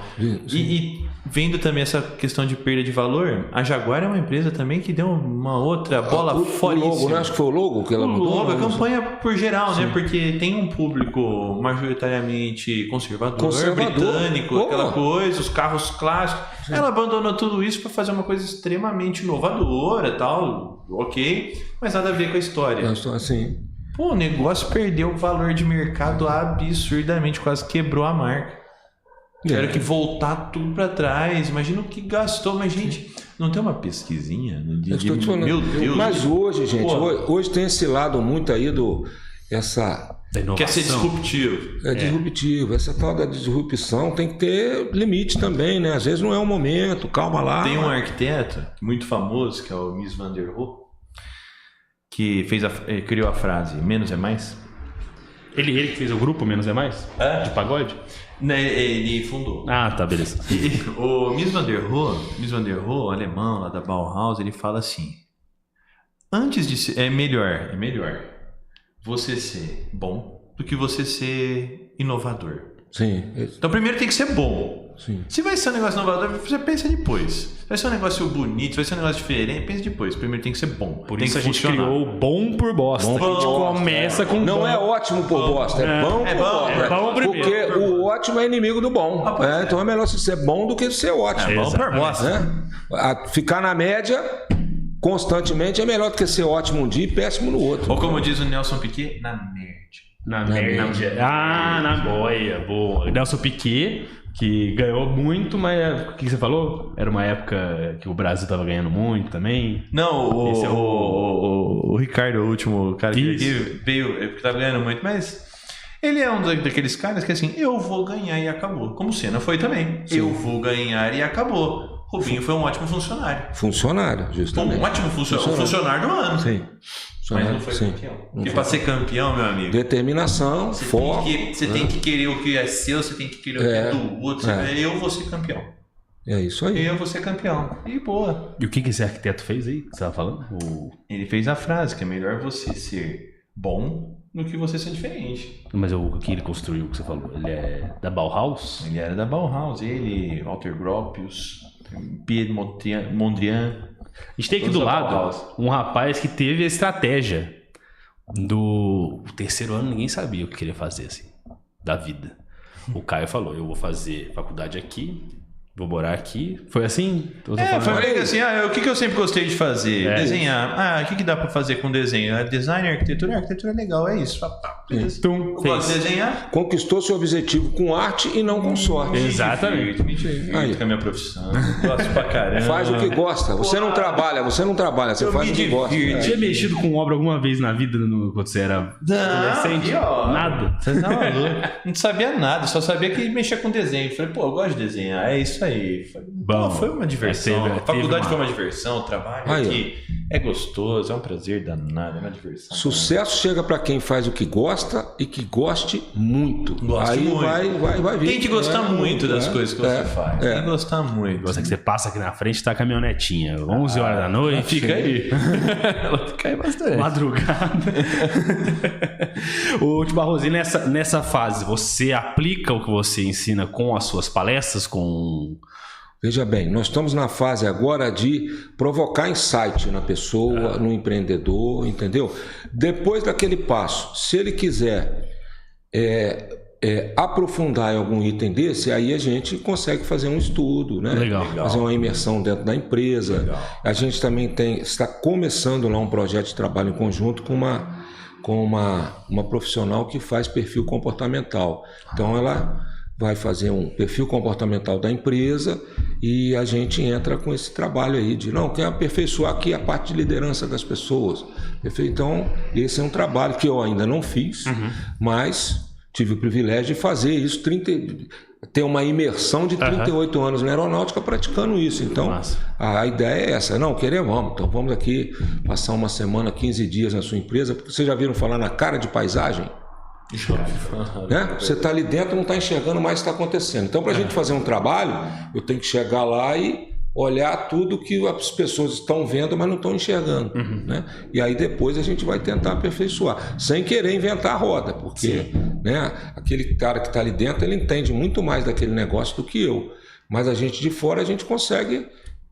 com certeza.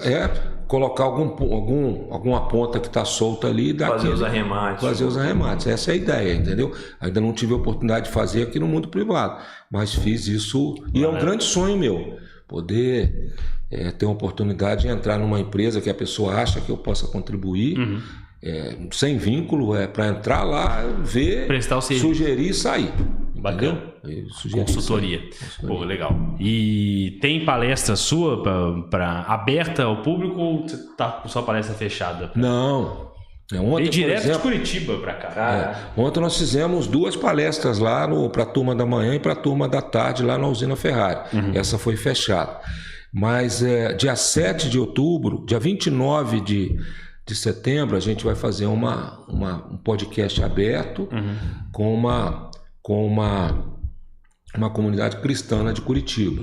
7 de outubro teremos outro podcast Aí já é mais com líderes empreendedores, né? Bacana. Que também vai ser aberto. Que a palestra minha, a gente tem as imagens, tem os vídeos, tem mais exemplos, mas a essência da coisa é isso que nós estamos conversando aqui. É a trocação de ideia. E eu estou à disposição também nas mídias sociais, lá no @Guerrear Empreender. Alguém que quiser detalhar alguma coisa, a gente está. Fechou, tá sempre lá. Então vamos lá. O baú.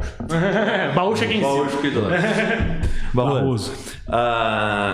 A gente sempre pede algumas indicações. Então, que livros você indicaria para uma pessoa que está querendo enveredar por essas... Tem 2 livros que eu gosto muito. Primeiro é o Sun Tzu, né, que é o A Arte da Guerra, e tem também A Estratégia Disney de Conquistar Clientes. Eu acho esse livro aí sensacional. Esse eu comecei a ouvir no Spotify. É legal pra caramba. Tem um ensinamento dele ali, cara, que eu acho sensacional.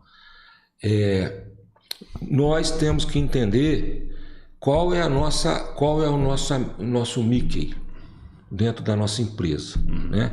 Ele lá, e a gente teve a oportunidade, isso me marcou muito e eu não entendia. Depois eu fui ler, tive a oportunidade da gente ir à Disney, e o cara que te serve o hambúrguer na lanchonete dele, ele tá naquela alegria, ele tá naquela satisfação, ele tá brincando com você. Depois eu fui entender.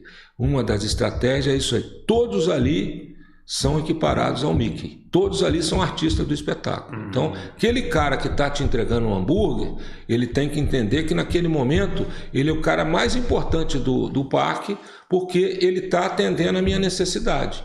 A hora que eu acabar de comer aquele hambúrguer, eu vou lá ver o Mickey, então eu vou esperar do Mickey total atenção, mas naquele momento ali, aquele cara é o Mickey da Disney.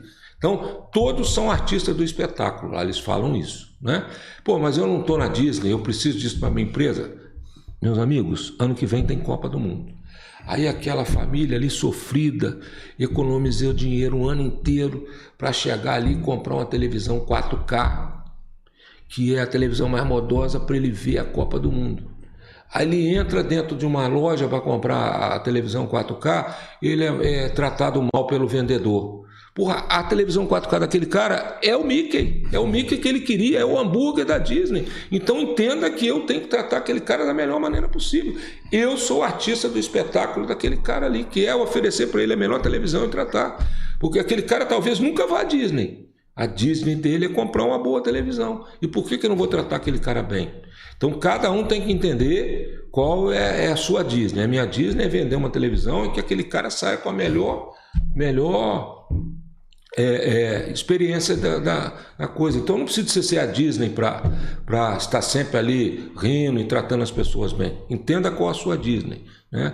E tenha o cliente satisfeito, eles falam que gasta, tem bem estudos mais. Aí que falam 150% a mais. Melhor propaganda é feito por clientes satisfeitos, né?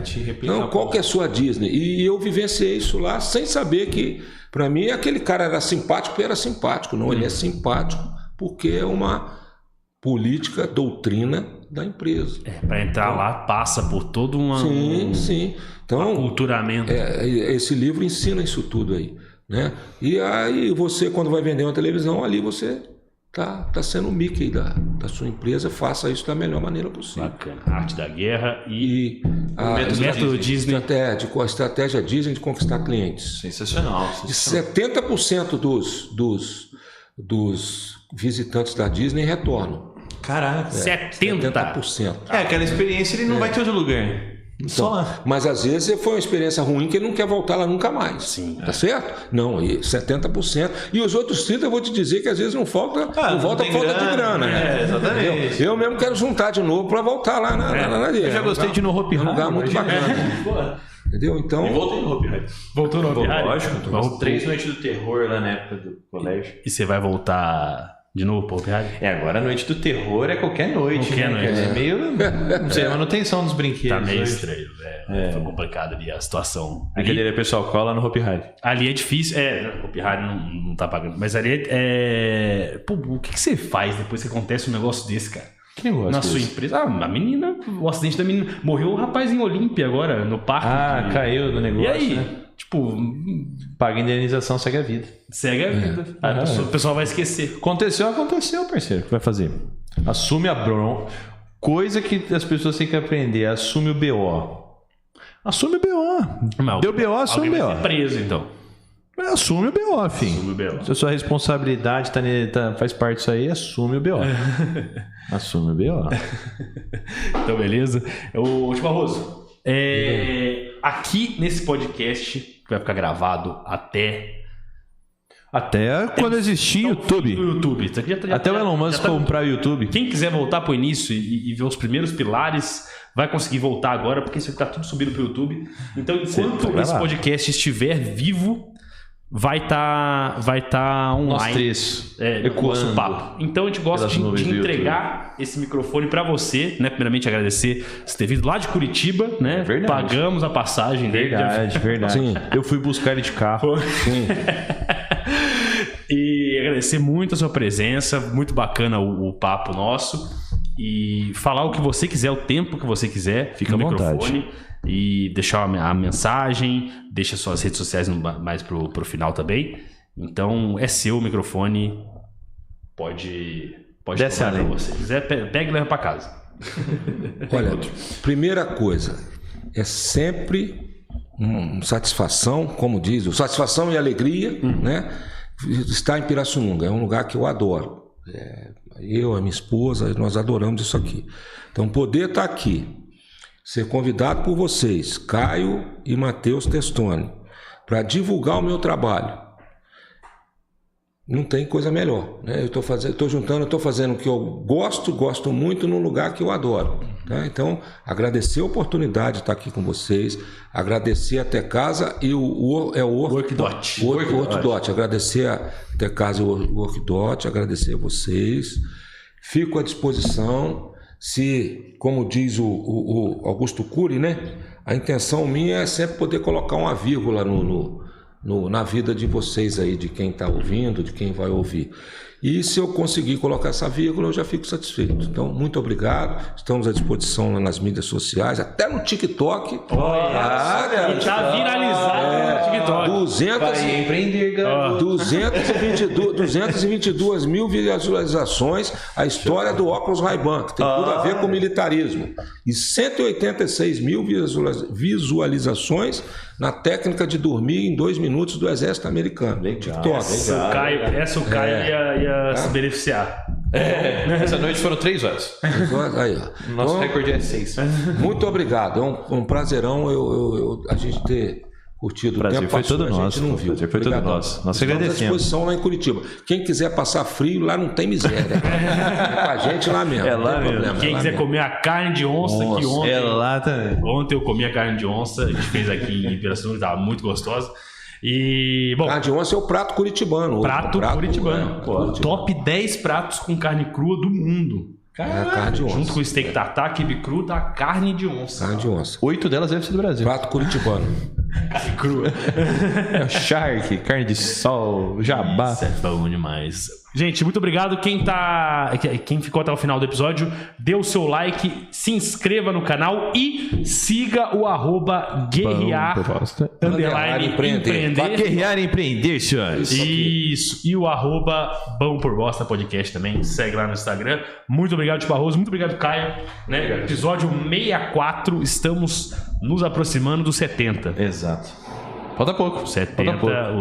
Tomara que a gente passe os 70. Não seja igual a Pirassununga, que tá no 70 até hoje. Muito obrigado a todo mundo. E fiquem com o tchauzinho do Barroso pra vocês. E valeu, galera. Valeu, pessoal.